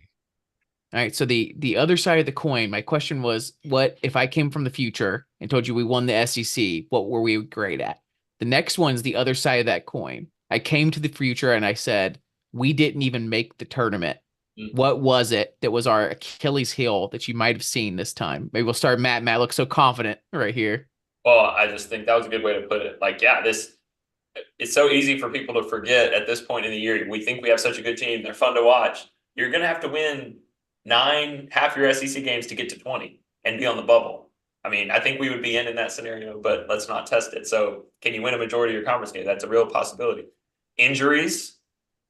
Let's take injuries out, because injuries are always a thing. See if you Okay. can take injuries out. Injuries out. Something just happened with the full team. Ryan can build on it because this is what he was talking about. I still have concerns about our perimeter defense. I would classify 1 through 3. I have legitimate concerns about. Well, honestly, less about the 2. Point guards, can they hold up? And then can the 3 spot hold up defensively on the wing? Those are the 2 I'm concerned about. Ben, Ryan, you got any thoughts? Defense from guard. I mean, that's what I was trying to say earlier. Also, You're just copying Matt's homework. We get it. well, no, I first said it. I said it first. Well, I mean, we're a pretty athletic team, but like, we haven't played a very athletic team this year.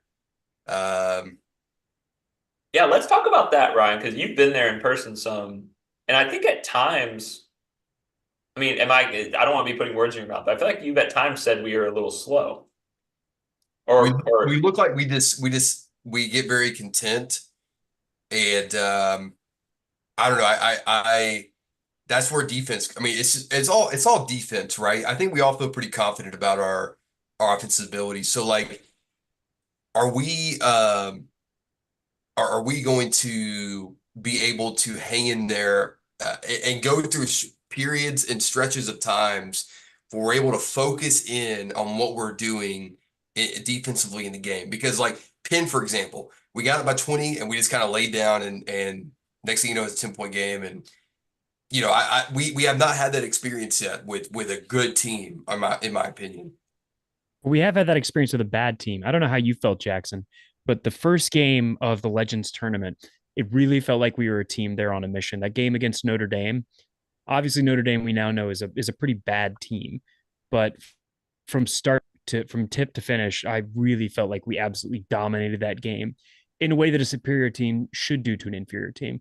I think we saw them take the breaks on a little bit against the Bonnies in the championship match, but overall, I've actually seen this team put together a gear that I did not see in any of the out of conference games last year. Well, yeah, we were going back and forth about that this team has done what a great team would do to bad teams. We have not had the only game we've seen really is that Baylor game to see what we do against a good to great team. So at least we can kind of judge them. At least they did what they were supposed to do against bad teams. If I had to pick something other than defense from guard, I would pick that we don't have a true NBA style all-star guy on this team. And that it's been really cool to have so many average to good players, such depth of good-ish players to average players, that there could be a chance we go up against some teams that have a great player or two, and we just cannot break through. We do not have the guy that can break that matchup up. So that's what I'm worried about, that we just don't have. We'll look up and we don't have the dude and we just can't seem to score, and it frustrates us. And we tried Jonai Broom, and he can't break through. We try a Jalen, we try a Denver, and they just can't break through, and it grows this frustration that we just don't have a dude that can be our guy. And there's too many guys even maybe on the team that might think they could be the dude when we get frustrated. So I don't think necessarily that's going to happen. I'm just saying if you came to me and said we didn't make it, it's because we didn't have a dude on the team, and the team kind of just couldn't break through against the great teams. So I believe I'm Ben's going the to- last one on there if that hasn't answered on the question there. Well, hang on. Ryan wants to finish your point, and then I'll go.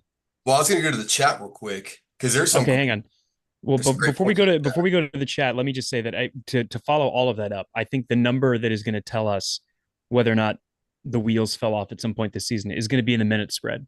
Right now, we're one of the most balanced teams in the entire conference in terms of where our minutes are allocated. We don't have a single player playing more than 23 minutes right now. And if that rotation really shrinks, it's going to be because we see what we saw last year, which is that as we got into conference play, we realized that we had a bunch of people on this team that simply could not contribute. And every time we had members of the second unit out there together, they were a liability. So rather than being able to put 5 full backups or even 3 full backups in a rotation, we were constantly leaving starters out there with these backup guys trying to run offense through them.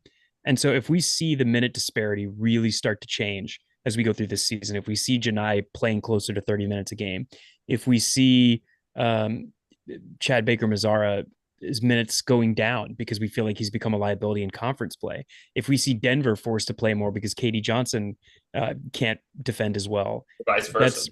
or vice versa.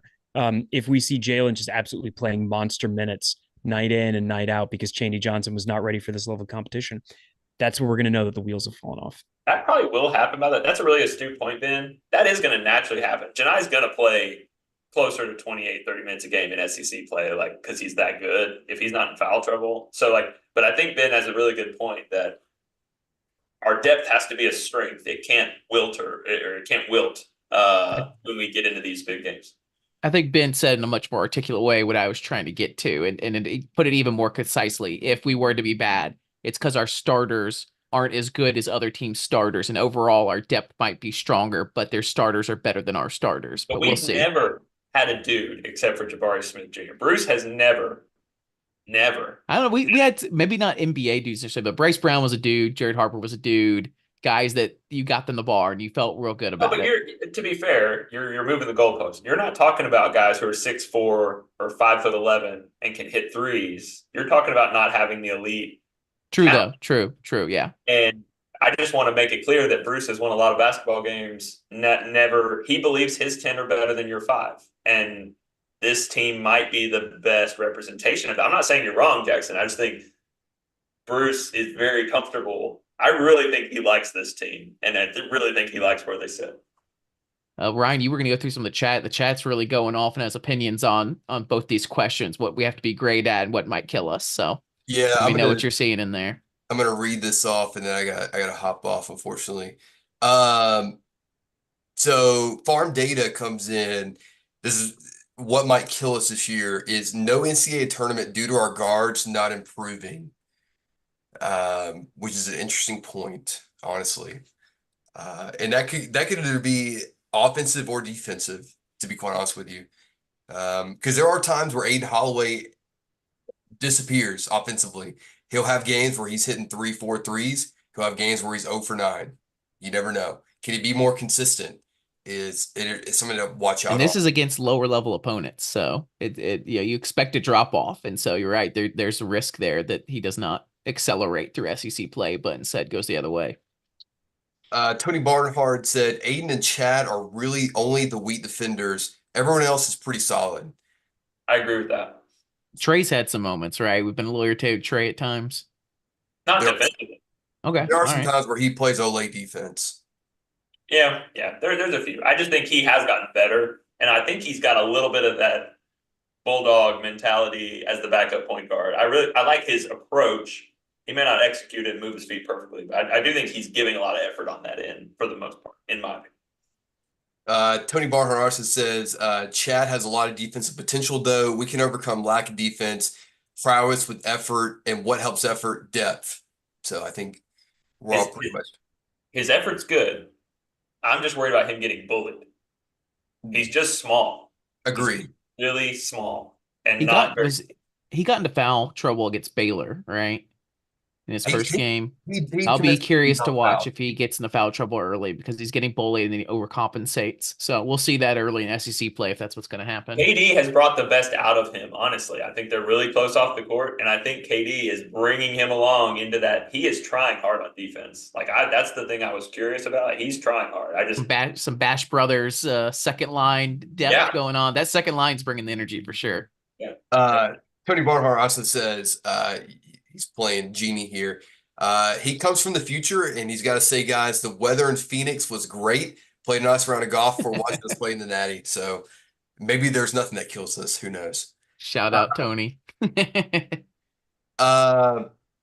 Let's see. I just want us to be playing in the Sweet 16 in Boston. That's close enough for Jackson and I to take a train up. This is a good time to bring up my last question that I want to ask before Ryan goes. The rest of them we can do without Ryan. But the last question I need to get on the record that we got on last year too was what at the end of the year, if you looked up, what does this team have to do to make you happy? Life's a lot about expectations. And I want to know at the end of the year, what would be a good SEC play for you that you're like, you know what, I'm happy about this season. Realistically, be real, really like if the end of the season ends and we get back on this pod and I go, Ryan, are you happy? Tell me what they had to do to get you there. They had to make the top 4 in the SEC, which I think is realistic at this point. We'll see. And we would have had to have made it to the SEC championship. And in the tournament? Yeah, man. I'm so tired. You got to go to the championship game. We're so bad historically. I'm so tired of losing this. I know but that's what will make me happy. That'll make me happy. And so if we don't make the SEC champion, if we don't make the SEC championship game in the tournament, you will not be happy. Well, all right. I'll just say top 4 in the SEC. I'll just leave it at that. Okay. All right. There we go. I don't care where we finish in terms of seeding. I think Ryan is right. I think if we finish top 4, I would be happy, but I'm not going to feel like it's a successful season until we win a game in the SEC tournament. Bruce's first year and the final 4 year are the only seasons in Bruce's 10 years at Auburn in which he has won an SEC tournament game. We got to break the streak this year and sweep that team from up north. So you're saying if we got the last seed in the SEC tournament and won that one game out of the last seed, you'd be happy with this team? Yes. All right. That's on the record, everybody. Matt. I would like to make the tournament. I'd be happy making the NCAA tournament and having double-digit SEC wins. So at least 10 and 8.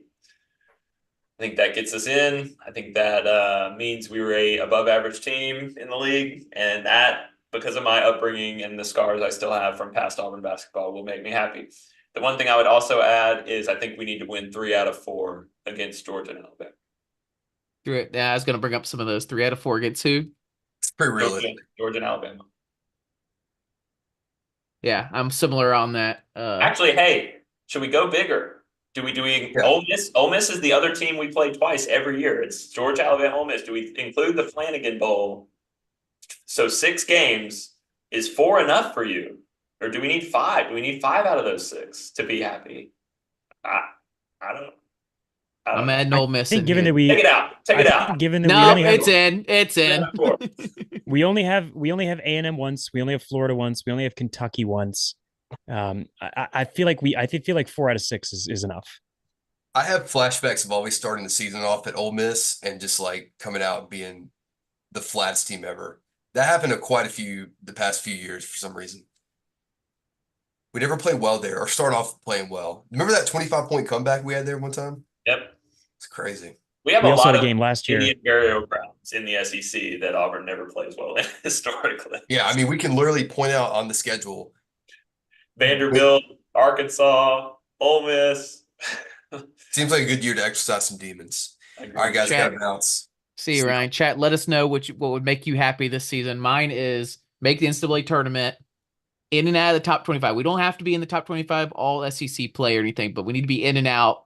If we're not going to be in it, it needs to be flitting in and out kind of. top 7 seed in the NCAA tournament and be good at offense. I want to be good at offense. I want to look up at the end of the year, and I don't know what that means. I don't have a number. I want future me for Matt to ask me, were we good at offense this season? And me go, yes. And we were in the NCAA tournament and consistently or around the top 25 and the top, and I'll be like, yes, I am happy. That was a good season. Classic Jackson answer. I'll give you some flesh for that. There was a crazy stat at one point. It's kind of fallen off the last year or two, but Bruce's teams have almost always finished in like the top 3 or 4 in scoring in their conferences, almost every year of his coaching tenure. And obviously that hasn't been the case. It wasn't last year. So are we in the top 4, not only of finishing, which we're picked 6? I think everybody needs to be reminded we were picked 6 preseason. I think we're a little better than that, but there's some good teams ahead of us that will be tough to beat. But can we be top 4 in scoring? I mean, I think that's a good offense in this year's SEC. That would be really good. It's going to be ethereal. It's going to be ethereal to me. I don't even care if it was 5th or 6th. Right? If I feel like I watched a good offense this year, then I'll be happy. Life's about feelings sometimes. And you felt great, right? You're having fun, right? I'm having fun. I'm gonna put that on there. I want to be able to answer yes, I had fun. I mean, Jackson, the great part about offensive analytics and the numbers when you break them down is they're not going to lie to you, man. You're having more fun, and the numbers are showing that we as an offense are better. I don't want to poo-poo Ryan's point too much about, if we don't play great defense, things are going to go downhill for us. Historically, that's not been the case. There has not been, I think, an Elite 8 without at least 6 of the 8 teams being in the top 10 in scoring. In offensive efficiency, I should say, in KenPom. And that's been a trend for about the last decade or so, which is why we kind of knew last year, once we sort of saw what that offense was going to be and what it looked like, that we never really had a chance to go on a deep tournament run. It was wonderful that we made it. Obviously, it sucked to get Arkansas in that first draw because they were a very talented team that got hot at the right time. But overall, yeah. We had a good offensive explosion. And we were happy to beat Iowa because it had been so mediocre. Yeah, you're right. Yeah. And if we pulled that Houston win, our whole narrative on what last year would have been completely different. It would have been a big upset, but it would have changed everything, just like Arkansas's late season stuff. Tony Barnhart said, I really want to sweep Ole Miss and their wife beater coach. Totally agreed. That is being so underreported on that he beat his wife and then went to allegedly, Ole Miss. allegedly, just in case this podcast goes anywhere, allegedly. And people will put him and Bruce in the same basket because they don't like the two of them. Well, one beats his wife. That's allegedly. so different. Allegedly. Canoe Man said, yes, 4 is enough for me. I think that means a top 4 in the SEC. Pocket Watch says Sweet 16. That sounds ambitious, but I kind of agree. After our SEC championship, #1 team in the country couldn't get to the Sweet 16, and the next year we were close to get Sweet 16. Sweet 16 feels like something that if you look at the average of this team over the last couple of years, we should have done, since that Final Four run, and we just haven't. I know Matt's shaking his head like history-wise, that's crazy. Why do we do this? Why? This is the conversations that just drive me nuts. It doesn't matter. I don't know how people decide what is a Sweet 16 team or an Elite 8 team or a second round team in January. It depends who you play. It depends where you play. It depends who gets a lucky bounce on a shot at the last 2 seconds. It's what makes March Madness great. I don't know. What this team clearly has a ceiling to be good enough. I think last year they could have been they obviously almost were close. Yeah, they could have been an Elite 8 team if they had gotten past Houston.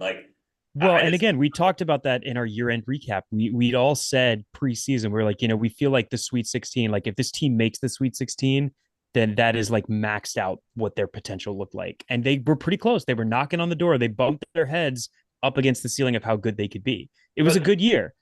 I understand where he's coming from, though. We won the SEC 2 years ago. We had the #1 seed. We've had that regular season success 2 years ago, and then last year was frustrating. But you get a Sweet 16 this year, even if it's a crapshoot, even that means we weren't that great and we just happened to win those 2 games, whatever. It changes national perspective. And if you want to have fun in March, we haven't had fun in March in the last couple seasons. Even that year that with Jabari and all that, we didn't really have fun in March because there was too many expectations, honestly, on that team. So then just winning that first game meant nothing to us, and then we lost the second game, so it was actually hurt us. The next year, sure, it was fun to beat Iowa because we were not doing so hot and fun to get up early on Houston. But like, it would be nice to have a fun March run for the first time in a couple years. I would rephrase it from like, is this kind of team, or what's the ceiling, to like, Bruce has said this, like you've really arrived as a college basketball program when you start making the second weekend fairly consistently. Like, that is hard to do. And I mean, you can look through anybody's history.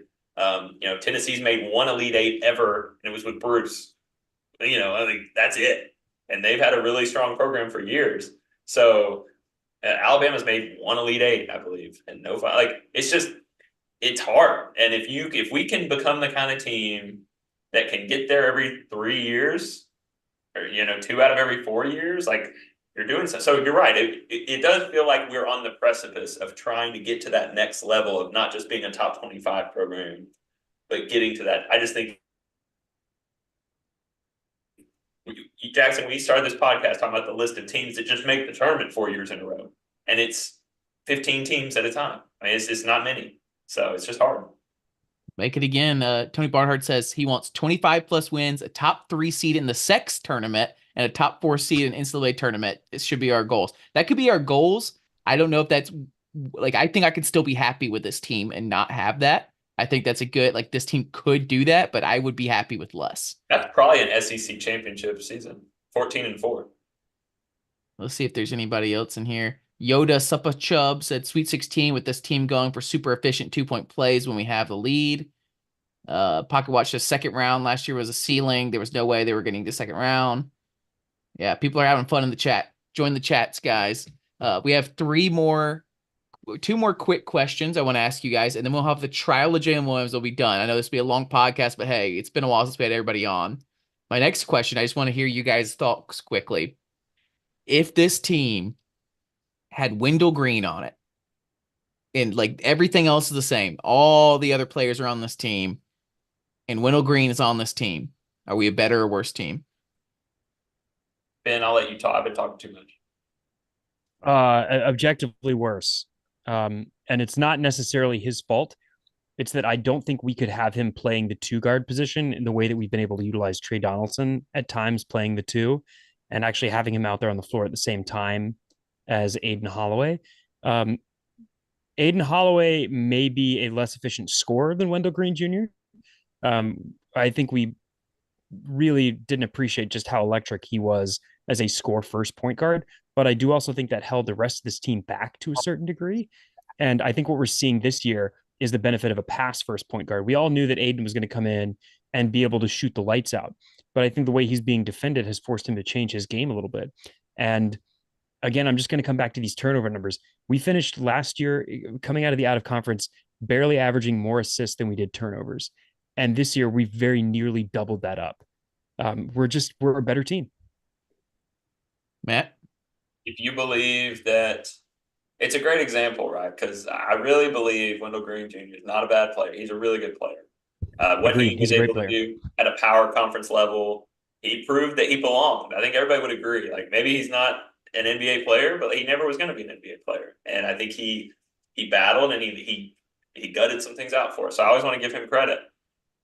But for this team, with this roster that this coaching staff built around not having him, whether he left or whether he was, however that happened, I think it's hard to argue you wouldn't rather have year 2 Trey, who's almost playing half the game. I mean, him and Aden are close to splitting minutes right now. We'll see how that's a fun one to track in SEC play. See how who's closing games, all that good stuff, because they're both playing really well and they're both bringing good dimensions to it. Aden has impressed me.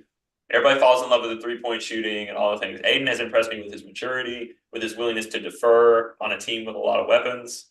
And he's forcing some in the sense that a Bruce Pearl point guard always forces some, but he's not. It never feels like he's just taking us out of the game, right? Not yet. It hasn't felt like that at all. I can't remember one time feeling like that with him. So, and Wendell, for better or worse, whether it was his fault or not, there were a lot of times where it felt like that. I agree. I think this team would be worse if Wendell was on it, even with everybody else involved.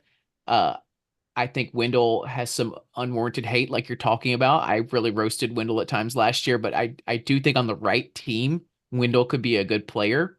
I think he needs to be on a team that wants him to shoot first and doesn't care if he's a great passer, or doesn't care if he makes the rest of the team around him great. This team needs somebody like Aiden that's making everyone else around them great. We have too many other pieces to have a guy on the team that's a shoot first point guard. And Aiden can be a shoot first point guard potentially. But right now he's a pass first, and he's making everybody else around him better. So I think, yeah, it would hurt overall. Even if everybody was on the team, Wendell would probably be playing backup point guard or starting point guard. He'd probably move Trey over to 2. It would get really messy. I mean, this team would be built different for sure. But I think that the attitude and the way he plays just wouldn't work on this team. Also, not a great on-ball defender consistently. He would have flashes. He could get some steals. He would make some plays, but just staying in front of your man, being big enough to kind of hold up. I'm not saying necessarily Trey and Aiden will, but we kind of saw that over 2 years that he was not. We had a really good defensive team last year, and I just don't think he was the main catalyst for that. Second question we'll do kind of quickly too.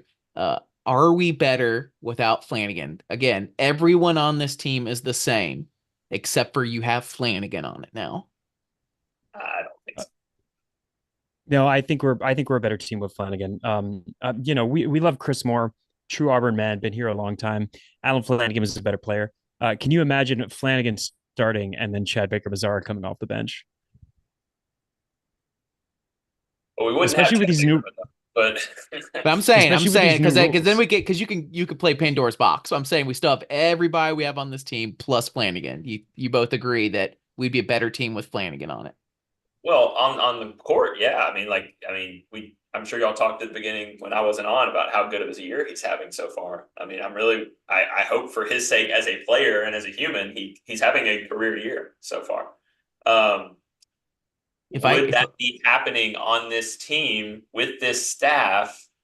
It's hard to say, right? And I think this is why that's such a good question, Jackson. This is why you're good at this, because it's a very nuanced question. I'm not sure we even can have an answer, but it feels like Flan at the end of last year, despite whatever was going on, he was a really good rebounder. He was a really good defender, and he found his rhythm scoring.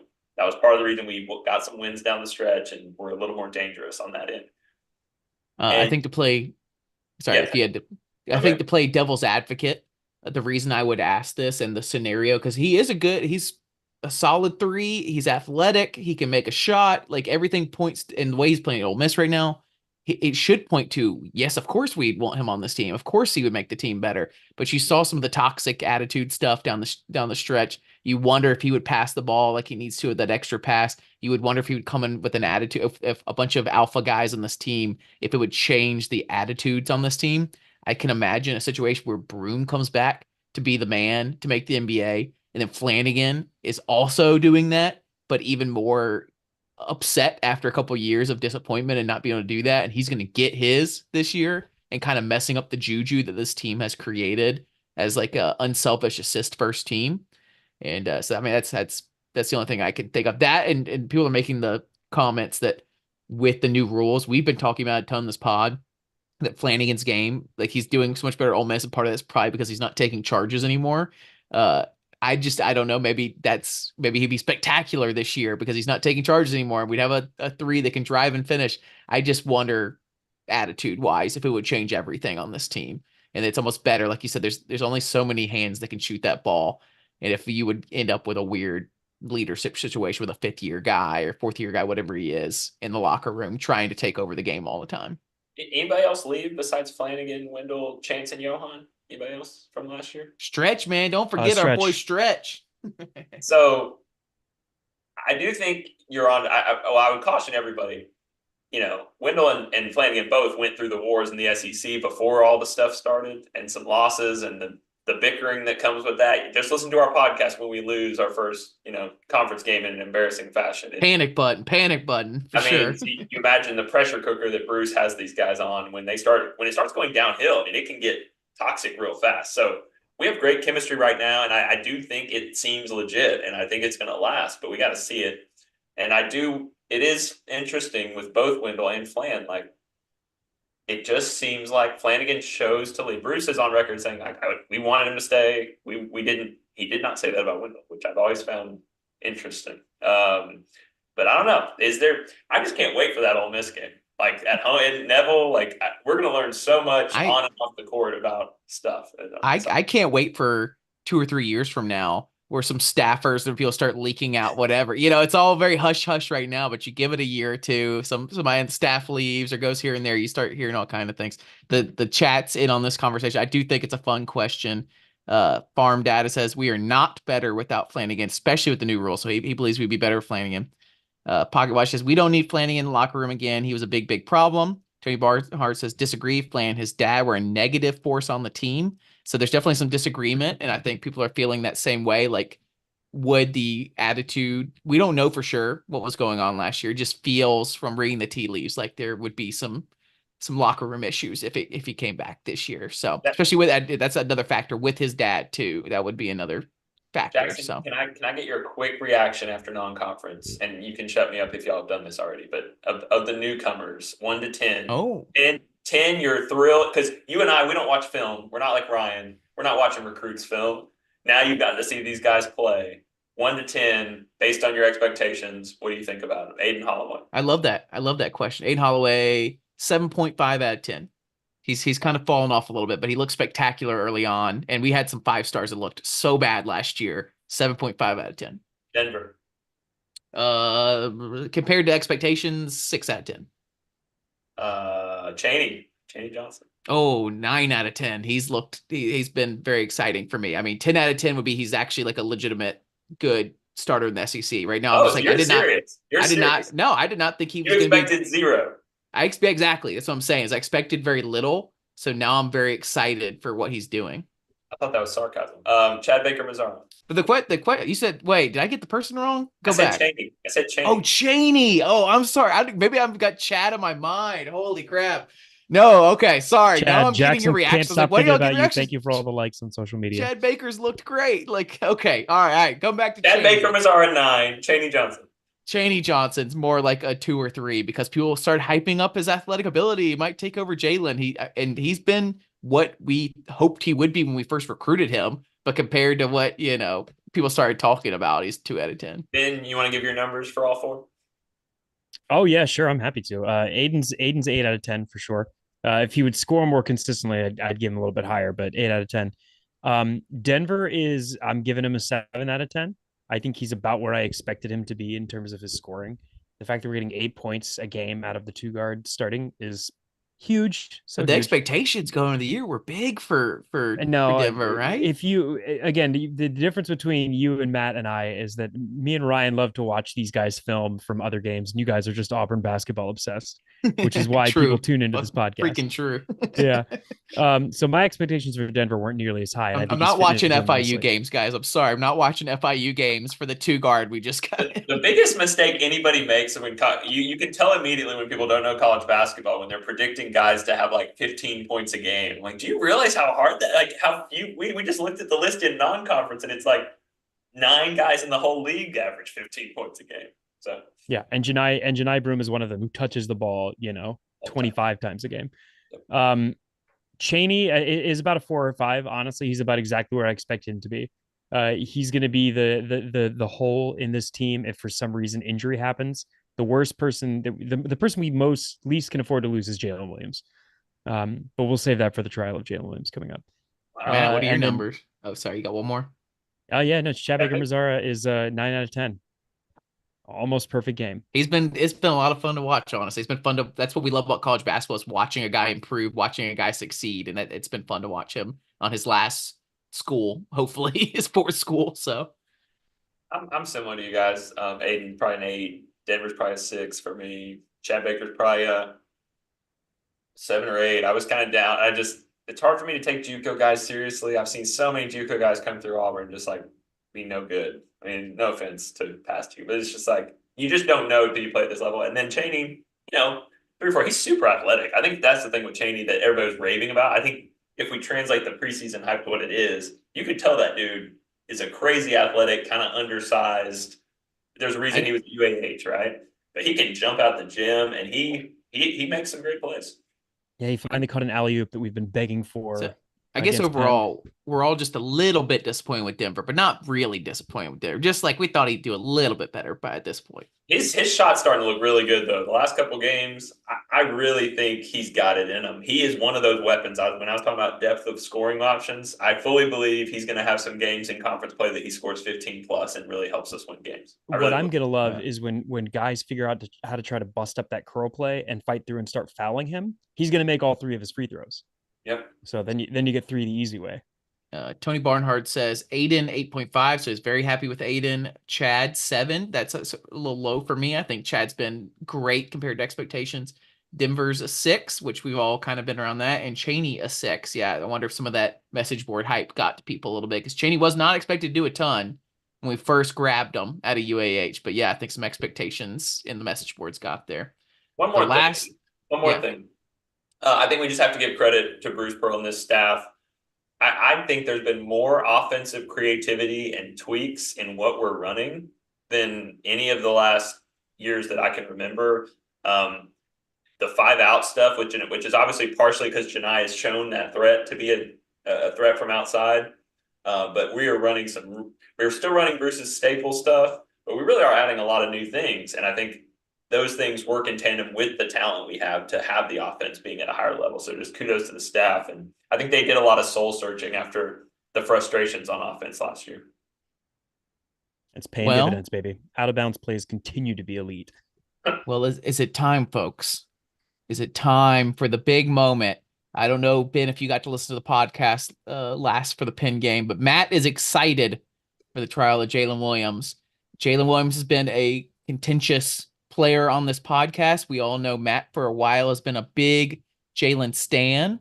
He's been Jalen's proud dad at times and not mad, just disappointed dad at times. Me and Ben both might at times have been too critical of Jalen, or maybe we're on the finger on the pulse with the fan base. So guys in the chat, this is a big one. Give us your thoughts on the trial of Jalen Williams. I think a fair Matt's or Ben, what do you got pulled up over there? You got some Dramatic music I can hear for the trial of Jalen Williams. Oh, here, I can hear it now. This is the question I think is a fair question because it's like guilty or not or whatever. What is he guilty of? I think the question is, should we be happy with how Jalen Williams is playing in his 5th year? I think that should be the base question. Everybody's agreed. Matt's agreed on it. Ben, you're cool with that? All right. Who do you know? Does anybody watch enough court procedure or been to court to know? Does the defense go first or does the Well, Jackson, are you going to be the judge for this? Are you the No, I'm presiding? going to argue. We're all going to argue. We're just going to Okay, all right. So wait, hang on. No. Somebody's got to be the judge. Nobody's got to be the judge. The chat's The judge. No. All right, fine. I agree, Matt. I agree. I'll be the bailiff to organize this. So they're the jury. That's what it is, right? The chat's they're the jury. They're the jury. I'm the judge. So we have for the defense, Matt Donaldson is here to defend the honor of 5th-year super senior, the winningest player in Auburn program history, Jalen Williams. And Jackson is here to prosecute the ghost of Jalen Williams that he sometimes leaves behind on the court. And in a court of law, the burden of proof is on the accuser, which means that Jackson will open with his opening statements. Okay. Jalen. So we are here to talk about Jalen Williams. All right, here we go. Foghorn Leghorn has entered the courtroom, ladies and gentlemen. So the way I phrased the start of this is that, are we happy with how Jalen Williams is playing in his 5th year? I think, are we happy with how Jalen's playing compared to his recruiting? Sure. Are we happy where Jalen's at from a standpoint of where he was his freshman year? Sure. Are we happy with Jalen as a 4 position in our historical record? Sure. But the Jalen we know, the Jalen we've seen glimpses of, the Jalen we need at times is not always there. And I'm not happy with less than meeting the expectations you can set for yourself, to meeting how good you can be. I'm not happy with he's fine. I'm not happy with he could be better, but he could be worse. That does not make me happy. I think makes me happy when he meets his own potential, and he is not meeting his own potential. And he's not only not meeting his own potential, he's even a little bit lower than that. He disappears at times. He's got the body. He's got the athleticism. He's got the shot. it seems to be mental. That's a big thing we keep talking about. It seems to be mental, which is really frustrating. And I can't be happy with a player that has all the skill set to be better than he is, and he's just not quite there. Now, is he really good compared to some other SEC players? Sure. Is he better than anyone we've had in a while besides Jabari? Sure. But am I happy with it? Not really. He's got to start banging down low. He's never made any block lists. He doesn't bang for rebounds. He doesn't go through contact. He's not the player we need at times. And this year, maybe he is because we have not enough people to pass the ball around, and it's fine. He can come to him. But what would make me happy is that he meets his potential, and he's not meeting his potential. All right. The prosecution rests. Matt, for the defense. The whole argument about why you're not happy with Jalen is because you think Jalen is potentially so good. Do I hear that correctly? You think Jalen is an NBA player? I think he could be consistent. I think he could be consistent SEC. No questions. Opening statements. So, look, Jalen is a weird victim of some weird thing that our fan base does. I could go back if I wanted to waste my opening statement on text in our group chat about Jalen. Jalen has been called this season a millstone around the neck of this team. It's been said that I'm done with Jalen Williams. I can't stand watching it anymore. I don't really get why he is the ire of the slander when things are going poorly. Is it because he's too stoic? Is it, and Jackson, I know Jalen as well as anybody on this podcast. I think anybody who listens to this podcast knows it. I think I'm well aware of how competent he is, how good of a player he is. He's the classic guy that Jackson should love. Fifth-year player, been in the program, winningest player in program history. And not only that, we're not just talking about wins because of a COVID year. I'm just going to list to you in non-conference play this year on a team that we've just bragged about for an hour and a half. I'm just going to tell you where he's at statistically. Are we ready? Second on the team in scoring. At 11.5 a game in 21 minutes. He is second in rebounds per game. Shockingly, somebody just said he doesn't block shots.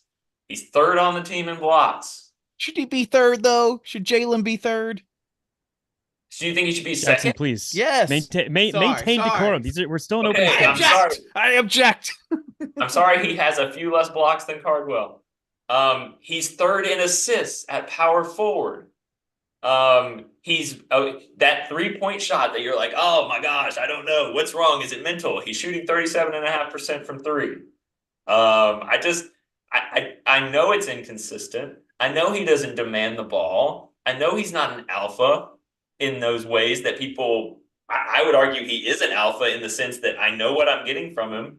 Now, people say that. I don't know what I'm getting from him statistically every night. I know what I'm getting from Jalen Williams, the player, every night. And I am, just as somebody who has been around basketball a lot, I just value guys who don't need the ball in their hands all the time to be a productive player. I think this team and the SEC title team 2 years ago, they need guys like Jalen Williams. He is going to bust his tail defensively. He could be a more physical rebounder. Sure, he could block a few more shots. But again, I don't think he's an NBA player. So this idea that there's this magical unicorn thing because he threw the ball off the goal of the backboard and dunked it in his first game as a freshman, like that means he's all of a sudden LeBron. Like he's not. But for what he is, he's a great college basketball player that is going to go down as the winningest player in Auburn history, whether people like it or not. So, Counselor, to buttress some of your arguments somewhat, Jalen is continuing to improve statistically and has year over year. It's hard to argue that he's not averaging one of the best seasons so far. In out-of-conference play, he's topped double digits 7 times, whereas last year he only topped double digits 5 times in out-of-conference play. But it's his performance in losses that leaves us possibly most heartbroken. In 2 losses out of conference play last year, Jalen Williams had 5 and 8 points. In 2 losses in out-of-conference play this year, he had 4 and 6 points.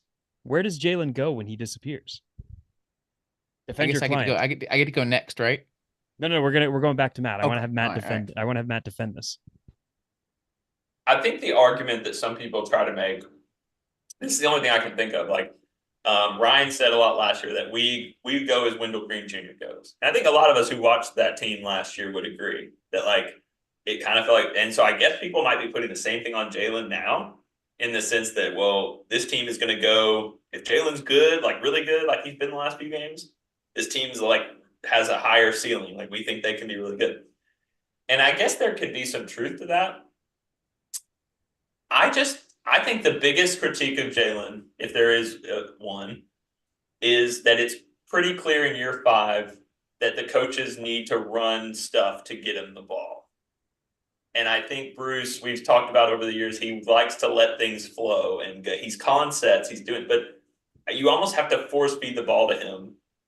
Kind of like people wanted him to do with Jabari. They play the same position. Like we always wanted to get Jabari the ball. We had to focus on getting the ball to Jabari. I think without that level of talent, it's almost like we don't naturally do it. And I think that's when people say that he disappears. I assume they're talking about offensively, and I assume he's not shooting enough for them. He's not getting the ball in his hands enough. And I personally don't think it's out of laziness or out of a fear or a mentality issue. Like I don't believe that. I don't know what psychologists might think, our expert psychologists in the chat or on this podcast might think, but I don't know. Like it is, there's some high highs and some low lows, but I think, again, are we doing that to all the other players that have inconsistent, uneven performances, or only this guy? Because that's kind of college basketball to me in a way. Jackson, answer for yourself. Are your arguments purely vibes based? What is it? Purely what based? Vibes based. Do you have Exactly. any stats to back up? I think the question was, are we happy with how he's playing? And I'm not happy. And it doesn't sound like Matt's happy either. He mentioned in the last couple of statements, he's not dominant, he's not consistent, he's not a physical rebounder, he could block more shots. You said he's a great college basketball player. I don't know if many people agree with you. Great college basketball player. I don't know about that. I don't think any other team is saying, "Oh no, Jalen Williams." He has at least three teams are, including Indiana. What Matt talked about. He has to have things run for him because he doesn't have a killer instinct. He has high highs and low lows. No. In his 5th year. It's not a lack of with a player that has high highs and low lows. He's the SEC player of the week. Multiple, like he's against been our Alabama best player State for the last 3 or 4 weeks. Nobody's disagreeing with that. Maybe he scored 24 against Indiana. I mean, look, okay. I don't think it's a lack of killer instinct. You're putting words in my mouth on that one. I think the fact that he is a team first. He's going to share the ball. He's going to make the right play, and he's not going to dribble the air out of the ball. And he's not going to be selfish. He's not going to take a bad shot. Like those are valuable traits. I don't know why. Like those get turned in a weird way against him. He's not going to take a bad shot. He's just not going to take shots at all and let us lose the game when he's the best player on the court. Hang on. If I can, we had that's done that. You remember when Jabari tried to dribble and attack? You remember what happened? I just know when the game was on the line and we need our best player on the court to win us a game, Jabari was not afraid to do it. And I don't think Jalen is in fact, this is why I'm not happy with him necessarily, is because he's not that great. And I think he could be the best player on the court at times, but he's not playing like he should be the best player on the court at times. And when the team needs him, he's not always there. Like you said, high highs, low lows. You think he's a better basketball player than Johni Broome? No, but at times, Johni Broome's not always on the court, and we need Jalen to do something about it. Sometimes Johni doesn't have a good matchup, and Jalen does, and doesn't do much about it. We have to run something to him just to get him to do anything. I just want to go back. I just want you to think back to Chuma Okeke and Jabari Smith. And I'm not even comparing him necessarily to other power forwards. I'm comparing him to what I want Jalen to be and what I think Jalen can be, and I'm not happy with. No. Just to be clear, you are expecting something out of Jalen that those two guys did not do in this offense, period.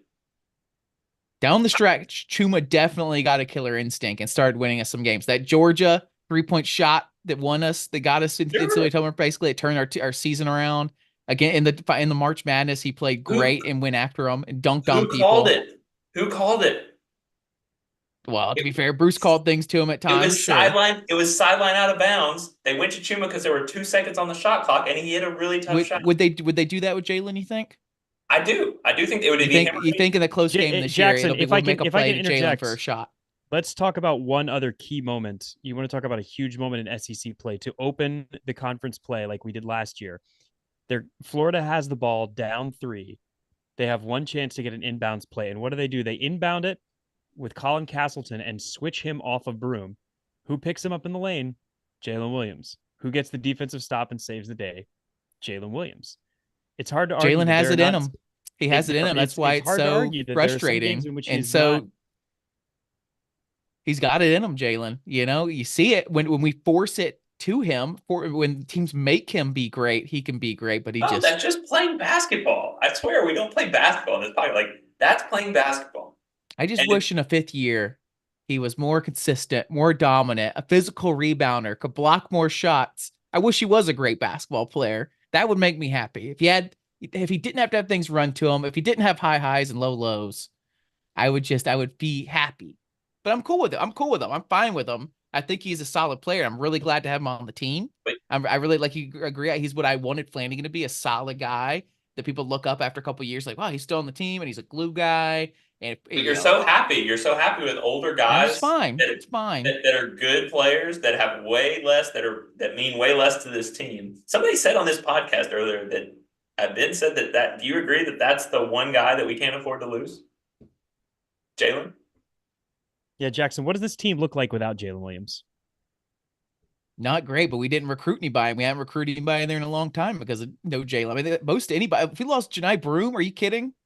Is Jalen the only guy we can't lose? We're gonna play Cardwell at center. Jalen would play 30 minutes a game. I was about to say or Cardwell and him would split time at They center. would. And Cardwell would play more, and Jalen.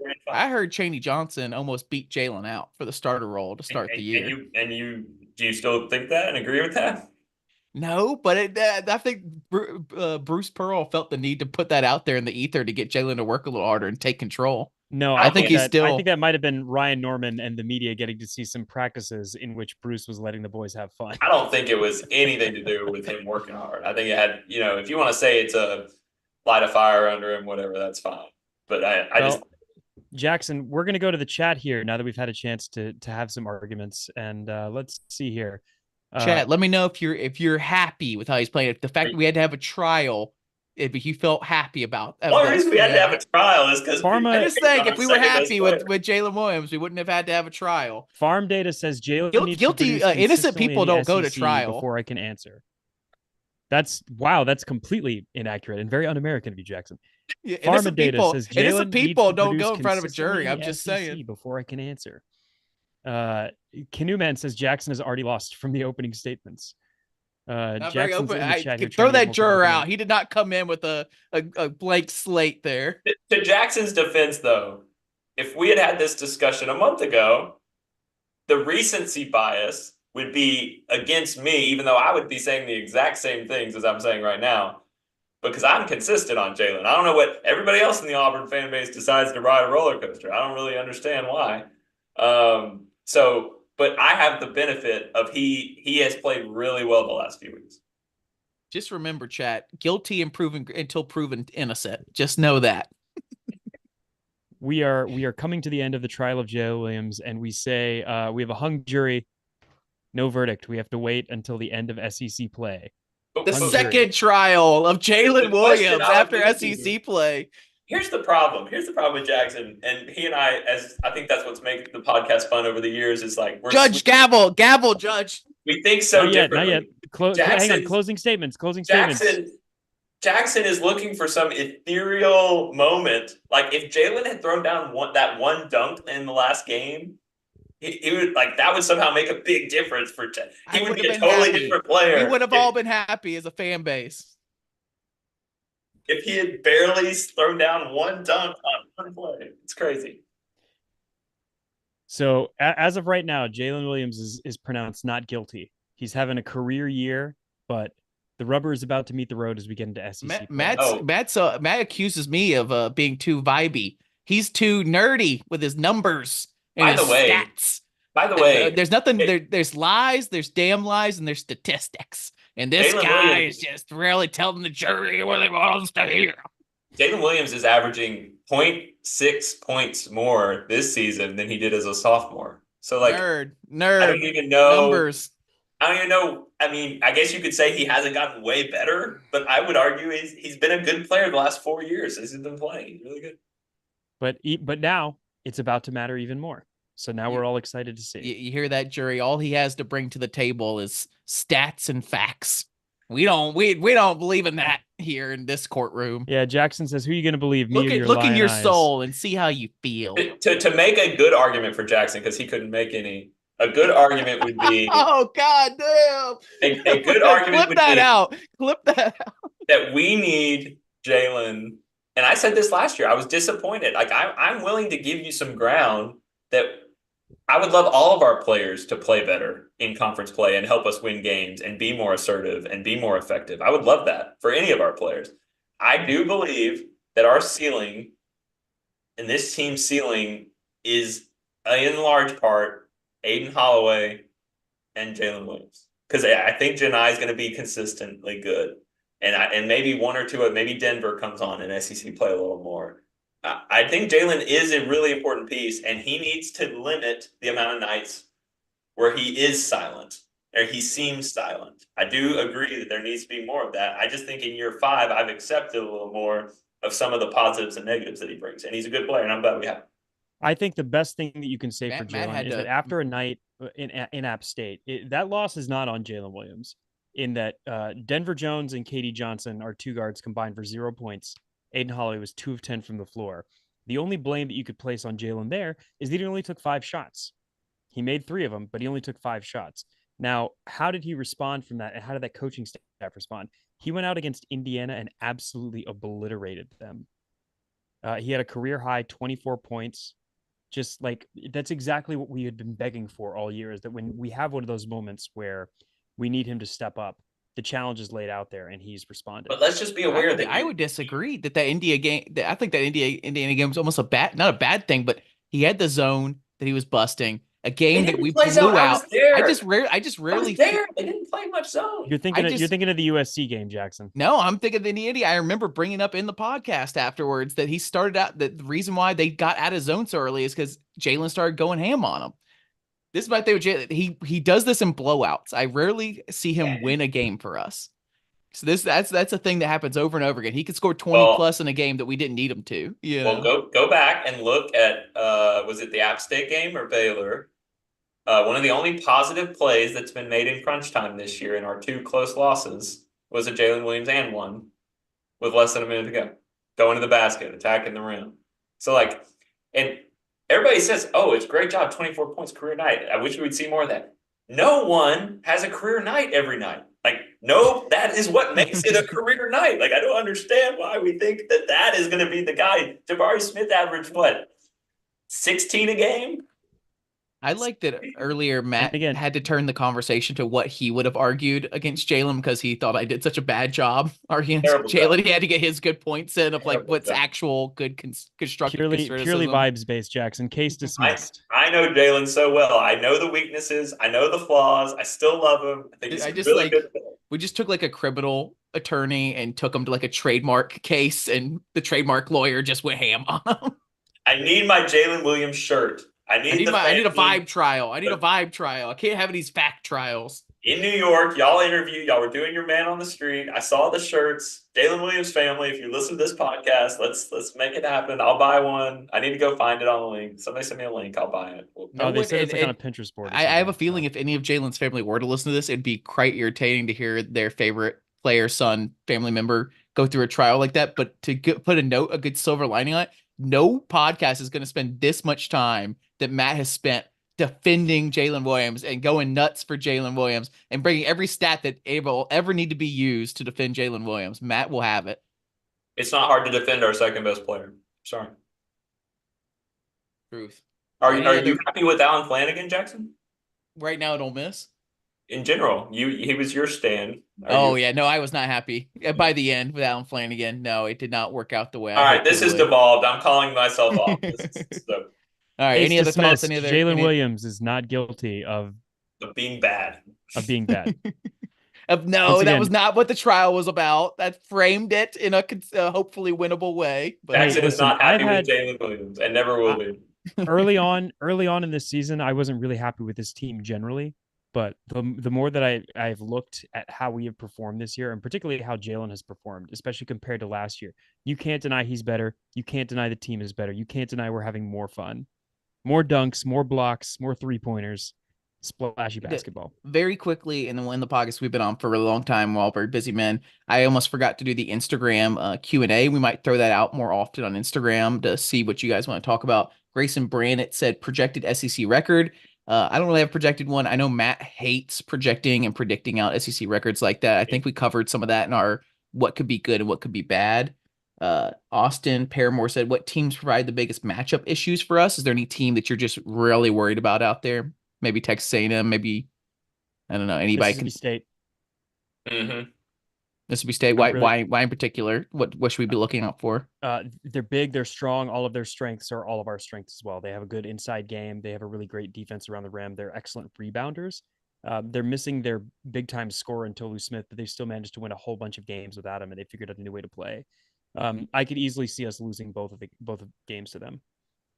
And what teams are the same person, Austin Paramore? What teams are the biggest threat to win the SEC regular season? I think we kind of talked about that with Tennessee and Kentucky. Is there anybody else that you see out there as like, hey, they're not in the top 25 right now, but hey, they're going to turn it on, or you feel good about them? Alabama. Yep. I would say Alabama and Arkansas and Auburn. I would say. I don't think Arkansas. Like Arkansas might be hanging around that last week, but I just don't think they're going to put together more than 12 wins. I don't think they necessarily will, but could be a dark horse. I mean, it's interesting. Bruce said, I mean, he thinks they're more talented than Baylor now. Is that a Bruce Pearl thing for this game, trying to hype up? He thinks they're better than Baylor, according to his press conference today. So Pocket Watch says, Ben is using an old arena picture. They moved the flag, doesn't hang anymore. Get a new picture, Ben. Oh, called out. Got him. Damn. Wow. There's too many boom moments. Matt needs a boom moment. I got roasted from one of those earlier because I made such a bad argument. But I'm not coming on this podcast anymore, man. Here's a boom moment for you. I had no idea, guys. This team is just quietly, nobody pays it. The polls don't pay attention to them. Poor Auburn. They're picked 6th in the league. They just, man, Jalen's not. We're not happy with Jalen. We're all these things. We're 10th in KenPom. We're 14th in the net nationally. We're just sneaking around with 2. We shouldn't have lost to App State, so that hurt us. I mean, if we had beaten them, and obviously we had a 9-point lead at Baylor at half. So like, I was a doubter. I'm ready to get hurt again.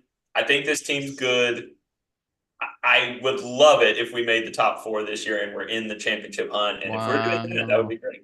If you listen to our preseason pod, Matt was the most down on this team of everybody, and he has turned a corner here. He has seen something at a conference that is getting him excited. He's riding the Jalen Williams non-conviction high. One last, yeah, he is. Yeah, right, he's feeling himself right now. The confidence is high. I do love Jackson. Good offense will make you do that. And we are playing not just the shooting, but the way we're sharing the ball. Ben and I have been gushing about it when we've been talking. I mean, if we can do anything close to that in conference play, it's going to be fun. I'll ask one last question, and then we'll sign it off here. Ben, you having fun?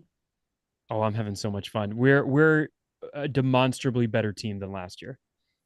Matt, you having fun? Ton of fun. All right, I'm having some fun too, guys. Stick around. Throughout the season, we'll be doing this after every game. Hopefully, live after every game. Let us know in the chat what your thoughts. Let us know on Reddit, Instagram, Twitter. It's a lot of fun out here, guys. War Eagle. War Eagle. War Eagle, boys.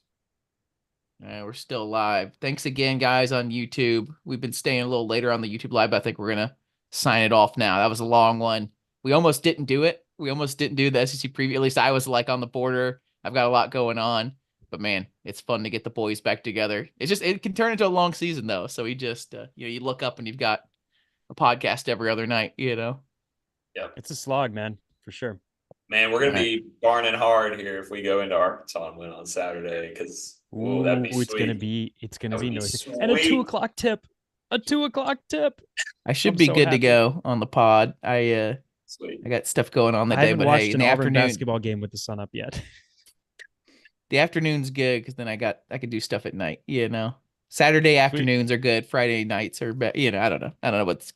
Well then, Jackson, I'll see you right here on Saturday, my friend. Same with the chat.